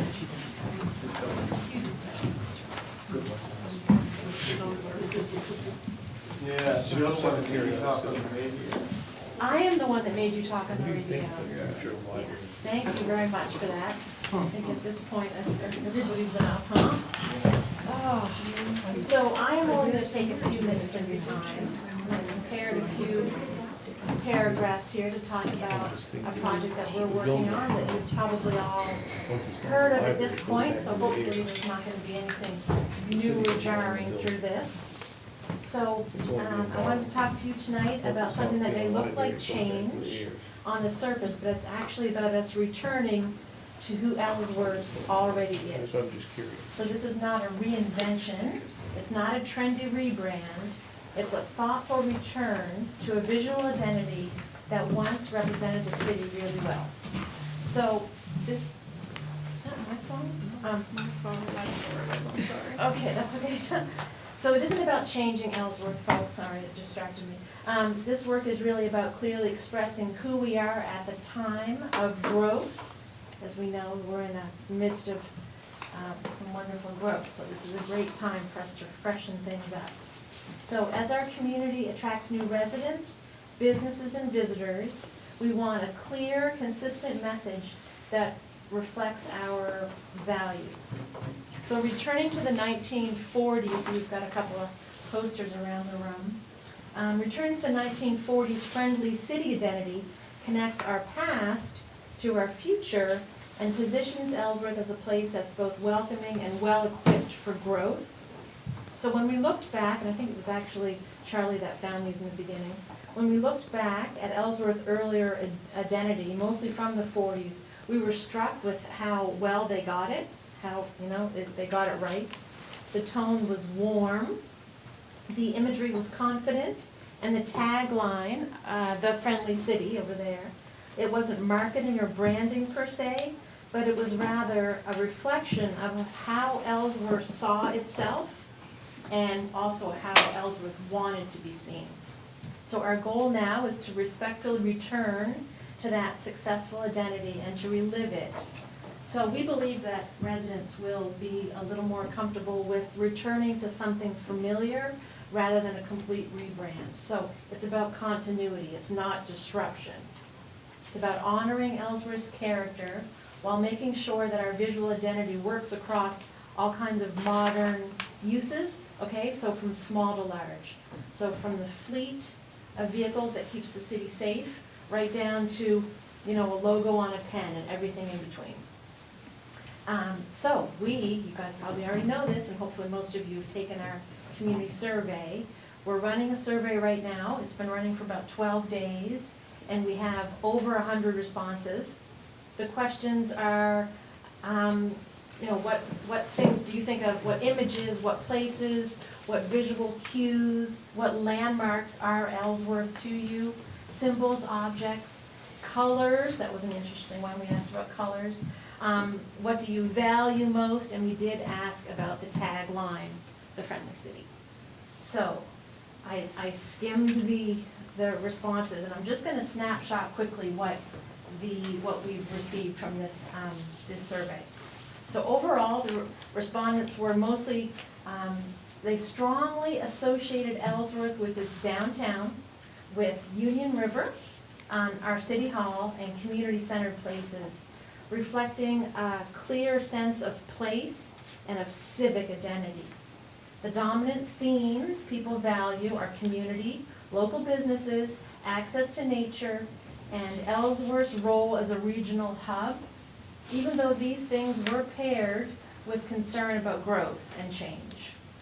So when asked to describe the character, respondents used words that really pointed to a working, historic, and connected city, though there were some notable frustrations tied to congestion and taxes, and some felt that the city was losing some of its warmth. Okay, colors, not to be surprised, really was maroon and white. Those were the colors that resonated mostly with those that took the survey. Reactions to reinstating the friendly city were mixed but really meaningful. Many respondents expressed nostalgia and hope, while others emphasized that the phrase should reflect lived experiences, not just branding. And that's exactly what we're working to do right now. So, taken all together, the responses show a community that cares deeply for Ellsworth. No surprise, right? And wants the visual brand to feel authentic, welcoming, and grounded in real community values. We are partnering with Sarah's partner. We're partnering with the team at Portland Design Co. It's a Maine-based firm with a strong track record working with other municipalities across the state. And of course, they worked with Sarah on the public library logo. So with that work, they already know our community and our values, which is great. So their role is not to impose a look, but it's to help translate Ellsworth's own history into a cohesive, usable system for today. Okay, phase one. It's the opening, or we'll be receiving introductory assets, is kind of what that's called. So these are the building blocks of the city's visual identity. They can include things like a refreshed city logo, but based on the survey, we're not going that far away from where we are right now. Visual system, or a style guide, also sometimes referred to as a brand book.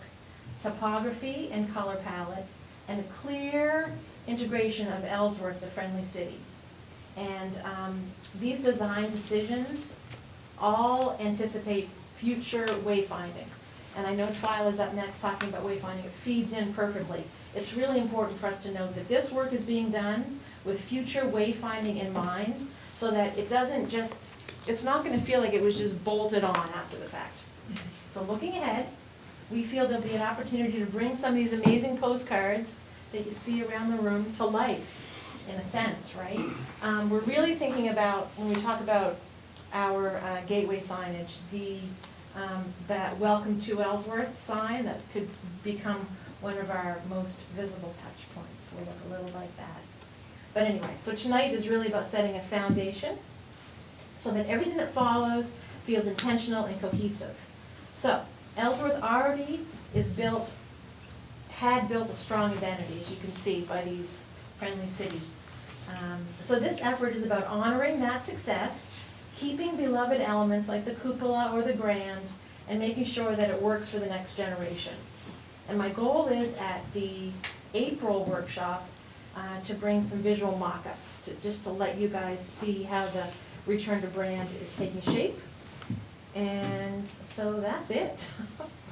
Yeah. Yeah, first, thank you to Amy. One of the things we interviewed, I think we have 60-something for the communications director role, and incredible amount of candidates, and came down to the final three. And this was a recommendation for this role as a communications director from the comp plan, and bringing somebody in with Amy's experience, and she's worked on brands with some of the largest brands in Maine from nonprofits, but also gotten to learn about some of her experience in the private sector on that piece, and having her guidance and expertise here, I'm sure just some of the blocking and tackling on making sure that there's consistency, that there's linking up with the library on their brand refresh project, as well as I think creating some nice synergies here. But also just on kind of this project, we don't really have too far to go here. People like the cupola come out, and now it's a moose sitting here. It's there's already a lot of strong brand assets that really just need to be kind of put together before we start putting things on signs. And also too, like this will be we're not gonna pull off logos off of cars, that we can, like, this Right. would be when a car needs a new logo, we'll put a new logo on a car. This is gonna be pretty consistent across there, it's just a sort of refresh, and I think especially after the unearthing of the 1940s brands, you know, there was somebody that came in during this time and that did this whole project already.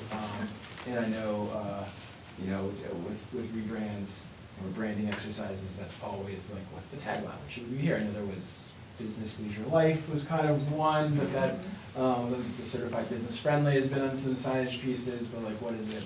Well, what will be cool too is, so the friendly city, we can feed off that. It becomes business friendly, you know, and fill in the blank friendly, dog friendly, kid friendly, you know, entrepreneur friendly. We can build upon that theme as well. And I'd say aspirational too. Are we being Yeah. friendly right now? Right. Is this, are we being friendly to each other? Are we, you know, that's that piece of it too. And the friendly city, I think, you know, we did look, there's nothing else in Maine. I know there's really even nationwide, there's not a city that, there's a couple that had it as like their sub logo, and actually talked to one of your relatives, Pat, and he remembered the friendly city. He's like, oh yeah, why did we ever go away from that piece? And you know, to me, that's one of the things I love about Ellsworth too, is it's a city. Yeah, that was actually also in the community feedback, is people really wanted to feel like we're a city, we're not a town, this is a city. But it's a small city, it's a friendly city, it's approachable, it's still the kind of place, you know, where you get to know your neighbors, you get to know your community in a way that other bigger cities is like almost impossible to do these days. Hogwash, I don't wanna get to know my neighbors, that's why I bought the house. Community survey, how do people access that? So it's on our website, and it's pinned to the top of our Facebook page, and it's an event on Yodel as well, pinned as a feature event. How long is it open for? So it'll be open until February the 11th. And I'm actually gonna go on Star 97 on Wednesday morning and talk about it, so Great. hopefully that'll build some more traction. Perfect. Yeah. And it's been really interesting to see both on the Parks and Rec survey, which I believe just got published. Yeah, today on it's out. Medium. So Yeah. there's a blog post I sent around the Yeah. council on kind of how that survey, some of the data there. You know, it's always to get community feedback and the pieces. This is one level where we do that. We have citizen comment, we have Monday city council meetings, we have workshops, we have other city council meetings, we can go into other places, but to see those, a lot of folks can't have time. You know, the demographics of the folks that can show up in person to these meetings are different than the demographics of Ellsworth. And I oftentimes like, how do we get out to more people to get like a broad perspective of what folks are thinking? You know? This is it, right? Yep, I mean, as much as I love hanging out with Jared, you know, is he still back here? Oh, he's Yeah, still- I don't know, he probably smoked. Jared and Gordon and Roger, and our friends from French and Bay Conservancy. Cara's not here. Cara's not here today. You know, how do we make sure that we're getting to, you know, a broad swath of the electorate for feedback on some of these pieces? And I've actually been surprised at the uptake on the surveys on the Parks and Rec and on this one as well. Well, it's hard too, because sometimes I was kind of concerned if we were getting like survey fatigue. Yeah. This is really done well, so. I was as well. And, you know, again, also a survey, totally unscientific, so you can't necessarily say that, wow, this represents, it's 104 people, Yeah. as opposed to that's, I used to work in the political game, and to do real polling like that, you need to make sure you get the true demographics in the town, by income, by education, by, you know, race and sex, and it's, but as many inputs as we can get, and there's some other areas where I'm trying to see how can we get more input, on kind of these projects, so that people have some level of this Yodel thing that we've done as well, which is like a community consolidated events calendar. That really, you're posting it to the top of that, I think, Yeah. and really it's also featured on there, so not just our Facebook page, but on the top of Yodel. That's been, I've heard a lot of people have been referencing, like, it's great to have this community events calendar. Right, everything's in one place. You no longer have to check a whole bunch of Facebook pages. It's all in one spot, so that's nice, so. Yeah. And I guess I opened the council on the friendly city piece too. Is folks comfortable with that? Do they not like that branding? It's the return.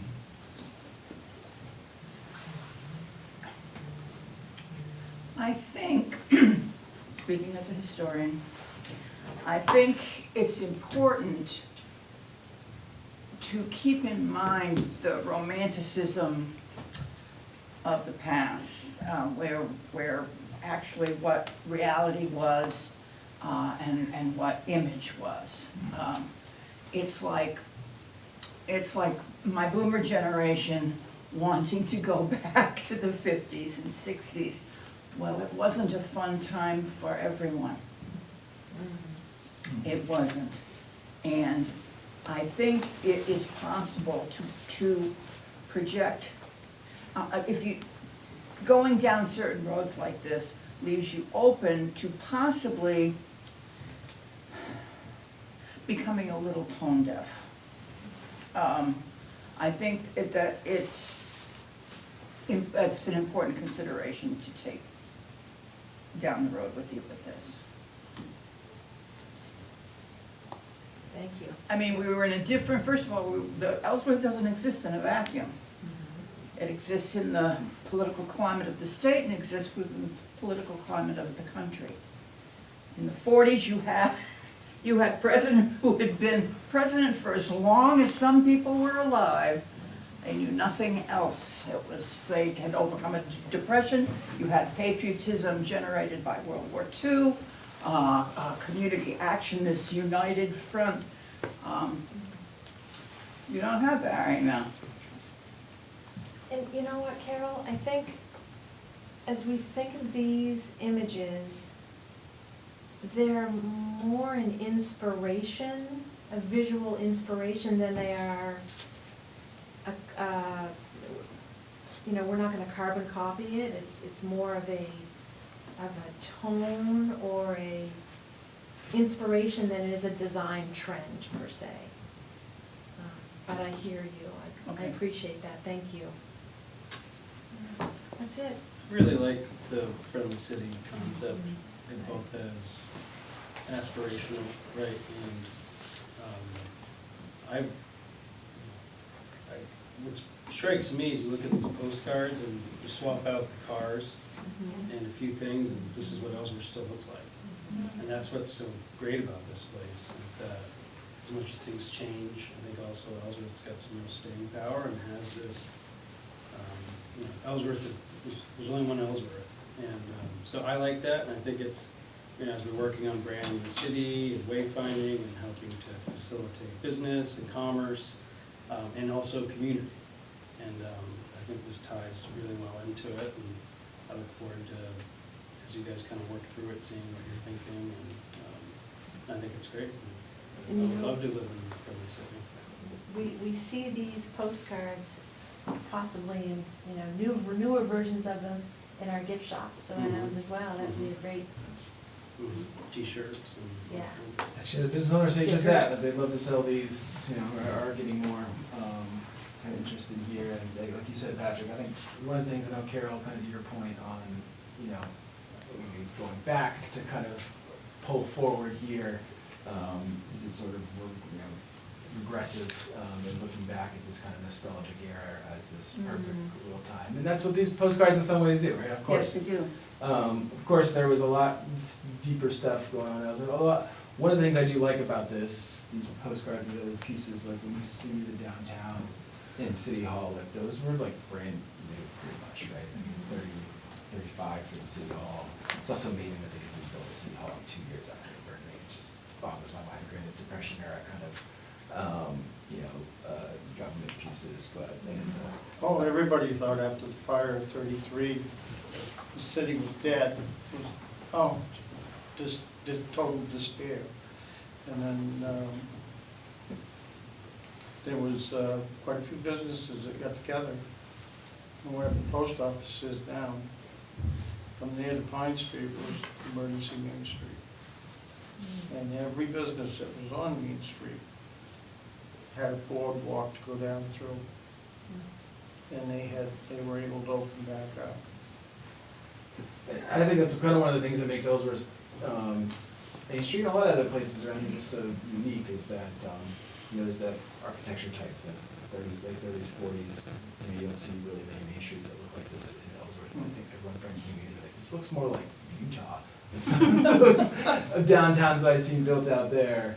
And, you know, and just like seeing the grand, like you said, Patrick, in some ways, like it's so. But going back to what Carol said, I'm not to interrupt you, but things were different when I was a kid, because, you know, you could take off and wander around all over this place. Deliver newspapers, you know? Now? You No. can still deliver newspapers if you want that. I'm all done with that, but I meant with the kids and stuff, you know? Get you a bike See, and a helmet. No, I'm not wearing the helmet. I'll ride the bike. I still got a bike. But, you know, but that's how things change, you know? But like Pat said, we've always been business friendly, best we can. And we have the area to grow. We just choose to, you know, sometimes we move away from being judicial about what we do with all our resources that we have. There's so many areas here that is just to go around to them. It makes you, I've always known it for years, go to these places. I still know where there's old growth trees. But Yeah, I can see some updates to the postcards too. There's Yeah. the marina, and that didn't exist at this time in the way it is. That's a. no, that was still a working waterfront. They were still building boats down there in the 30s. The Branch Lake Public Forest, it's incredible that we're now the, you know, the starting point for the Down East Sunrise Trail with all the ATVers, and I mean, when you go on that trail on the weekend, bikers and hikers, we've just got all these. But I ride my snowmobile. There we go. Right now you can. And yes, I could definitely, and also like I think this kind of time of rebirth for Ellsworth too on the investments, and right there that was brand spanking new on those pieces. But you know, we're lined up for a village partnership initiative with the state that could be tens of millions of dollars of investment, so that you know it looks as fresh as it did then. You know, we're kind of going through planning and engineering phase soon, and you know, there will be a potential city match for that. It's 9-to-1 state to federal, or state/federal to city dollars, but you know, this is another area where we can kind of put the new stamp on these areas with huge amounts of investment. Because while it might, from the broad perspective, you look at the sidewalks, as we saw during our sidewalk planning piece, that's when and then the same thing with the High Street corridor too. I want to be cognizant of that as well. I know there's can be a lot of focus in the downtown, but you know, it's a huge amount of High Street corridor in that business area. And it can't, was it Tabitha you were saying that Ellsworth used to be known for that High Street? It's like one of the most beautiful parts of That closed canopy Elm Line Street. So High Street. Yeah, we had big elm trees. That photo you got looking down past the Grand, okay? Everything on this side, there was big, huge, massive elm trees up through there. There was elm trees up Church Street. And, Well, most New England towns and cities. but when the Dutch elm disease hit, We still got them in Castine. It's not the only place left, and then fewer every single year. But that was it. Can we go over and get one of them? even that bridge, you know, Maine DOT's got that set up to be. I think it's gonna be redecked, not completely replaced, is what they're what it's looking like. But all these pieces that's are gonna coming. be fun this summer. Well, not this summer. That's gonna be a ways out. But you know, this council and this group, like, there's probably close to $20 million for the water treatment plant. I mean, there's hundreds of millions of dollars in state and federal investment that's going to be updated in our grants piece, the library that we're going to be chasing. We're really trying to marry a lot of this to larger partners, because as the capital improvement plan come out with that in a few weeks, we'll show. Once you know, we got a lot of deferred maintenance that we have to deal with. Some of the stuff is the funner things. Some of it is underground and also very expensive. And these will be some of the pieces that we're going to have to delay. But in the near term, getting at least a little bit of wayfinding signage here as well. I'll bring it It's over a to- nice segue into Twyla. Thank you. Thank you very much. So I take it that you rejected Ellsworth car wash capital of the world. That was rejected. I don't think we. I don't know why we The passed on dice that one, Carol. I mean, my job is done here. Because that was a possibility. It was possible. What are you trying to do? Harmon's is right out straight. Good evening. All right, we're gonna try to, not rush, but go through this somewhat quickly. This is just the workshop presentation draft of what would come to you, either later this month or next month. So I'm gonna go through the first few kind of quickly because I'm not, we can do that later, but this is just the purpose of the presentation, which is really to provide you an overview of this initiative that took place twice in December and twice in January. Councilor White was a part of it, Councilor Smith was a part of it, and so it's to summarize the steering committee's work and then kind of give you a preview of what the ask would be at council to try to move this forward. This goes into a little bit why wayfinding matters, which we don't have to go over too much. We know it's important for our purposes here in Ellsworth. The steering committee work plan, again, there was 4 meetings, so really a lot happened in 4 hours, if you look at it that way, because it's an hour each meeting. We spent the first meeting setting a mission statement and vision statement and kind of going over the principles of wayfinding and how they apply to Ellsworth, identifying who our audiences were that would care about wayfinding and how to keep them in mind. Then we started looking at the second meeting at our priority corridors, our sign clusters, and where the signs would be placed, and that's what you're gonna see tonight. We did not look at design because as you just heard, that's all in the works. So we weren't really looking at sign sizes or what would go on them necessarily, but more placement and the sign clusters that we're looking at. We also reviewed the City of Ellsworth sign ordinance and determined if where the sign placements go would require any changes to the ordinance. We deemed that it would not in most cases. And then we identified some phase 1 and phase 2 signs, and then went over this PowerPoint that you're gonna see tonight, although it was in a little bit rougher form, and I still have some work to do to it. But this is the steering committee. It was 15 people, representative of the area. Also, it wasn't so much residents, it was more folks that would be able to give good input to like the Maine DOT. We had Hancock County Planning Commission on there, Waldo Cap, representative from doing transit in the area, to as I mentioned, Ellsworth City councilors, several staff from here. So it was a good combination of people. We really enjoyed our time together. This was the mission statement we came up with, which was to create clear, consistent, and welcoming wayfinding that reflects Ellsworth's character and helps residents and visitors confidently navigate businesses, landmarks, and services. And then our vision statement, which is supposed to look into more long-term impact. As you can see in there, it's very similar, except that it is saying that we want it to reflect Ellsworth's character and strengthen a long-term community and economic vitality, and a future where everyone can explore the city with ease, connection, and a lasting sense of place. We also noted that these signs should be welcoming, they should be easy to follow or very intuitive, and cohesively work together as you come into the city.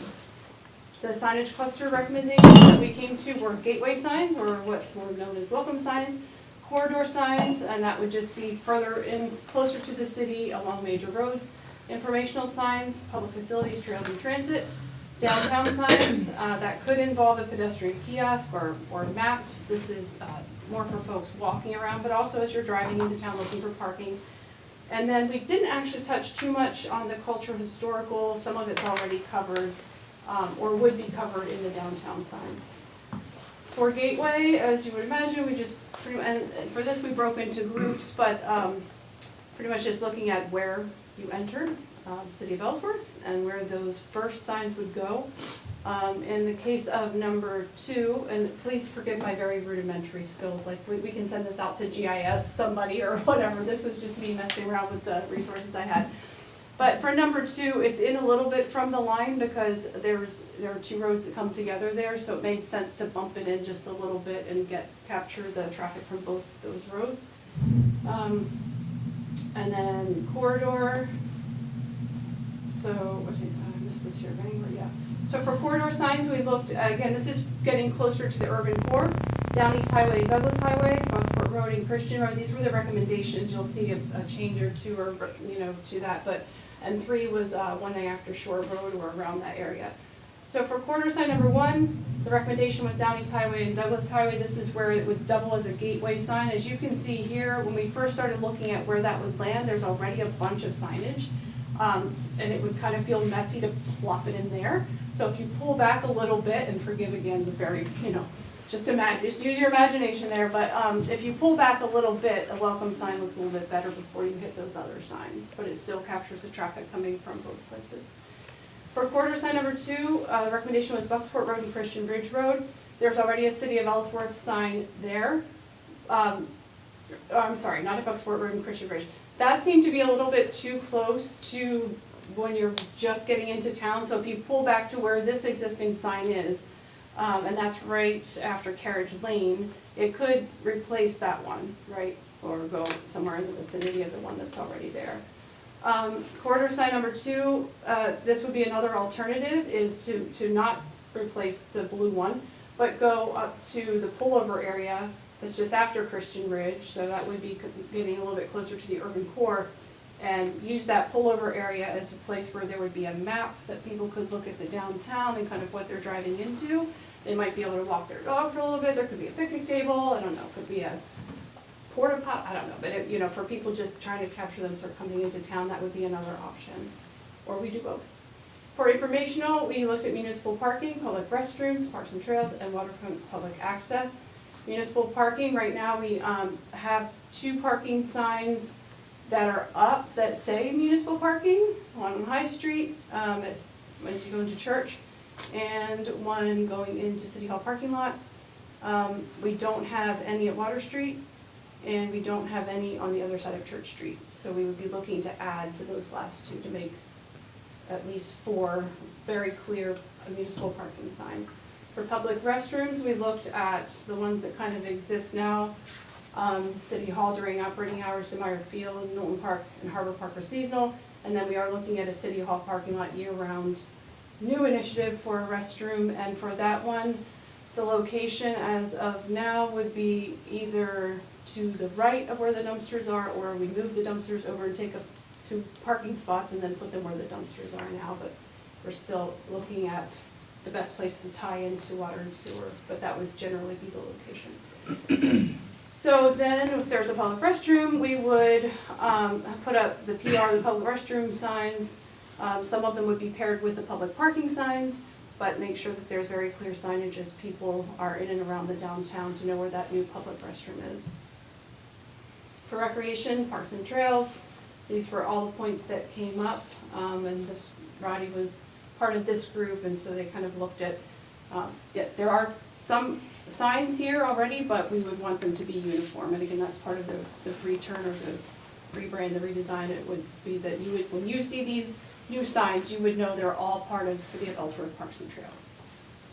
And then the downtown and heart of Ellsworth will come in, would come in here and give some more guidance as part of Main Street, but we looked at something at SK Wedding Park, something at the corner of Oak and State Streets, corners of Water, Main, and State Streets, High Street, heading west before Main, because right now there's a little sign that says downtown, little arrow, you fly right by it, you don't see it, you don't really know what you're missing. So we still need to capture traffic coming both ways that point to the downtown. Yes? And talking with the, occasionally go for nice walks, talking with the businesses downtown, and they have been wanting signs pointing to them. Yep. Instead of little, they want, Yes. hey, we're here, down here, Yes. so. Something that is, not just downtown, but like historic down. I mean, something that you see it and you're like, oh, I need to go. Like, I love historic downtowns. There's plenty of places to park, and we make sure that traffic can still flow to get to big parking areas. That will ease some of the congestion, instead of people just riding back and forth up and down Main Street thinking. Exactly. And then something saying, come shop here. Yeah. Yeah. That long stretch on the Bangor Road when you come, could you do something like a Burma shave? Absolutely. I mean, I just think because when I first was getting used to the area, it's like, did I miss a turn or something? Exactly, right. But those, but a takeoff on those berm shaded signs. Yeah. Well, I noticed in the Range Lakes area, they have like, you know, it's almost, if you go back a few, to that, oh, actually that one. So I go to like the list of the, there we go. They have like, you know, Range Lakes, Heritage Region, and then all of those things which they have there, like Saddleback Mountains, 2.6 miles, this. Yeah. And to me, there's like this kind of a twofold. Again, this is just a phased approach here. This isn't gonna be this year. Yeah. And the Build Partnership Initiative, when we have some of those investments, we might be able to get some matching dollars. But, you know, one of the Ellsworth's uniqueness is it's 97.6 square miles, the largest coastal landmass in Maine, the second largest in New England, 0.5 kilometers smaller than Caribou, but that's all The right. longest part of the trip going to Bangor is going from downtown, getting out to the city limits up there. What? And the same it's almost a tie going out Route 1 up to Bucksport. It's almost a tie. Well, I commute to Arno, I know what you mean. Well, it's just, it's a shame that you don't really realize like how long you get in Ellsworth, right? It's like, here's where I'm at in Ellsworth, Yeah. and the downtown, like historic downtown, Right. you know, 10.9 Yeah, miles that would away. be I mean, I don't know, but I'm Yeah. just guessing from driving that road so often. There seems like there's plenty of land where you could fit a series of Yeah. signs. Same thing in Castine, That's when I what come I here every know. day on that, you don't know, and I know personally when I actually hit the Ellsworth line. But when I take visitors that come here, I'll Somebody drive comes them down, to the, somebody comes, 40-minute drive. bringing their boat to go fishing out here, and it's like, hey, we could save you a little bit of time.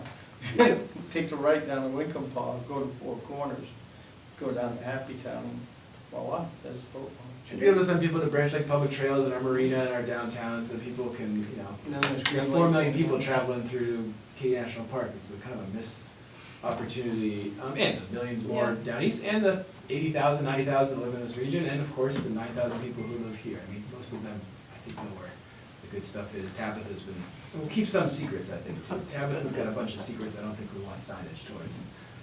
Well, we talked about that with Branch Lake, like, do we really want a lot of signage around that if it's our water source? You know, so we have to look at, and there's already one there, but Harbor Park could use an upgraded one, and again, how much uniformity do we want in our public access waterfront locations? So that was another item for discussion. This was more phase 2. Right now, we're very concerned just about like, welcome to, yeah, no, we're so late. Okay, so transit stops was another interesting one. We can talk about that, or we can take more questions another time, but really right now, in terms of transportation, public transportation, there's no clear marker where you get the bus anywhere. It's a big, it's a problem. So we would look at signage for that too. These are some examples, that not from Amy, but I talked to the Economic Development Director in Rockland, and they just presented this at their city council in December. So these were, you know, again, I didn't present this to the committee, I'm just throwing this on here for now, but there are lots of different ways that these signs could be put out there. But that is part of the return or rebrand. So, yeah, just looking ahead to funding strategy, a lot of this will have to come from TIF funds. So one of the requested council action pieces would be to authorize a transfer of $50,000 from the surplus, the TIF surplus funds, to the economic development budget, specifically for the implementation of the wayfinding signage. And then we would finalize sign designs, coordinate procurement installation, and then return to council with progress updates and phase 2 recommendations. So we don't have time for discussion or feedback right now, but that was an overview. And I thought, again, in 4 hours, that the 15 folks on the committee did a really good job. More to just maybe in the budget, we talked about this, TIF. Yeah, although we could possibly put some stuff in the ground before the next fiscal year. Yeah, no. So, and there are some surplus TIF funds that could be transferred over. So you can start making moves sooner. Yeah. TIF's a little different than, because it can only be allocated specifically. That would make the downtown businesses pretty happy. Yeah. I think so. Yeah, because I wander downtown, and there's a couple of them down there that. Oh, they've been asking for a long time. Oh, yeah, And yeah. I also want to, You've run across them. I also want to set expectations that it's not going to be like the full downtown signage piece, but there's some pretty key ones on, you know, start downtown, you know, this way. I know Bucksport did something kind of interesting a while back where they put up a big banner that was like, tourists this way, we need intersections, like real name downtown. This way, and then arrows. I kind of think that too with here on, Katy National Park, like tourist route this way. Yeah. Local route, Main, High Water traffic. Street. I don't know, that doesn't sound very friendly. Wow. I will tell you, I have an Airbnb, which there's some people that are in the hospitality business that don't like Airbnbs, but everybody that stay at the two places I have, they're walking distance to downtown. And they come off the island and they talk to me, how was your day? You guys got more places to eat and more things to do than they do down in Bar Harbor. Oh, yeah. Yeah. So we need to keep marketing that. No, unfortunately, Castine and Bar Harbor kind of turned into zombie apocalypses in the wintertime. February, there's a handful of restaurants. I just have, it's a pretty light agenda this time around. I'll send it out to council once it gets finalized at May, but we're gonna be doing cannabis, Denise and Haley board with the medical performance and design standards, we can bring that forward. So discussion of TIF, it's gonna say TIF, discussion and potential action. I really stress the discussion on that piece. I don't think we'll be at the potential action. We just kind of put it in there. We are gonna have a public hearing. I know we've been talking TIF. I think right before the council, this new council got seated, we had a consultant project on analyzing and proposing some new TIF changes to our TIF districts. There's also some new movement there that allow us to take advantage of kind of a 2-year look back. We need the extension from the state that we've received, so we'll do a bigger update at that meeting. I would say that it's kind of a light agenda, but we're going to go heavier on TIF as kind of like a workshop in some ways, just to really, here's where we're at. It's always complicated with TIF on explanations, but Reagan, our consultant, has been incredible there. Big housing focus on that piece too. I think you can kind of see some of these things layering into each other. Sure, getting our ordinances and as tip-top shape as they can be, easier for developers to use, more housing friendly. Same thing with the TIF pieces, was how do we really support housing in the city. I know a couple councilors have sent me some citizen feedback recently on just why isn't the council doing more on this front, why isn't the city doing more on the city housing front. I know, and you see this in polling out, where it's just like that housing affordability. In some ways it's tough because cities have limited resources. It's a macroeconomic issue, as you mentioned, Pat. There's a lot of price issues, but there are tools that the city can pursue to really be housing friendly that we haven't used in the past, and I think are deserving of some serious consideration from us.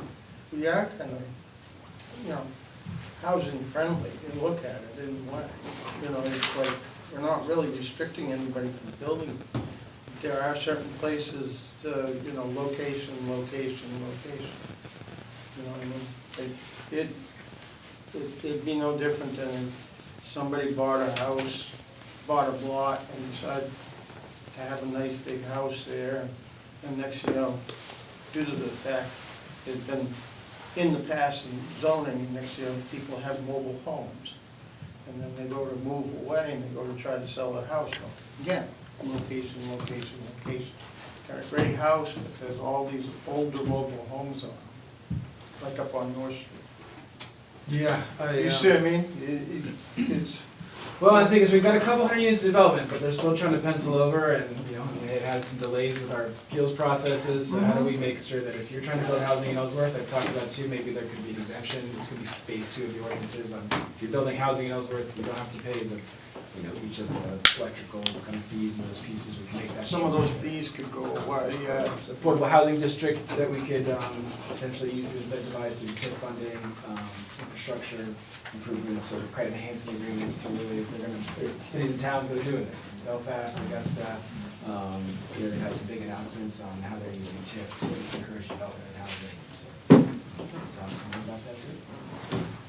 Thank you. Sorry, I have a big sir. We're all set. Thank you very much, everyone. Thanks for your hard work.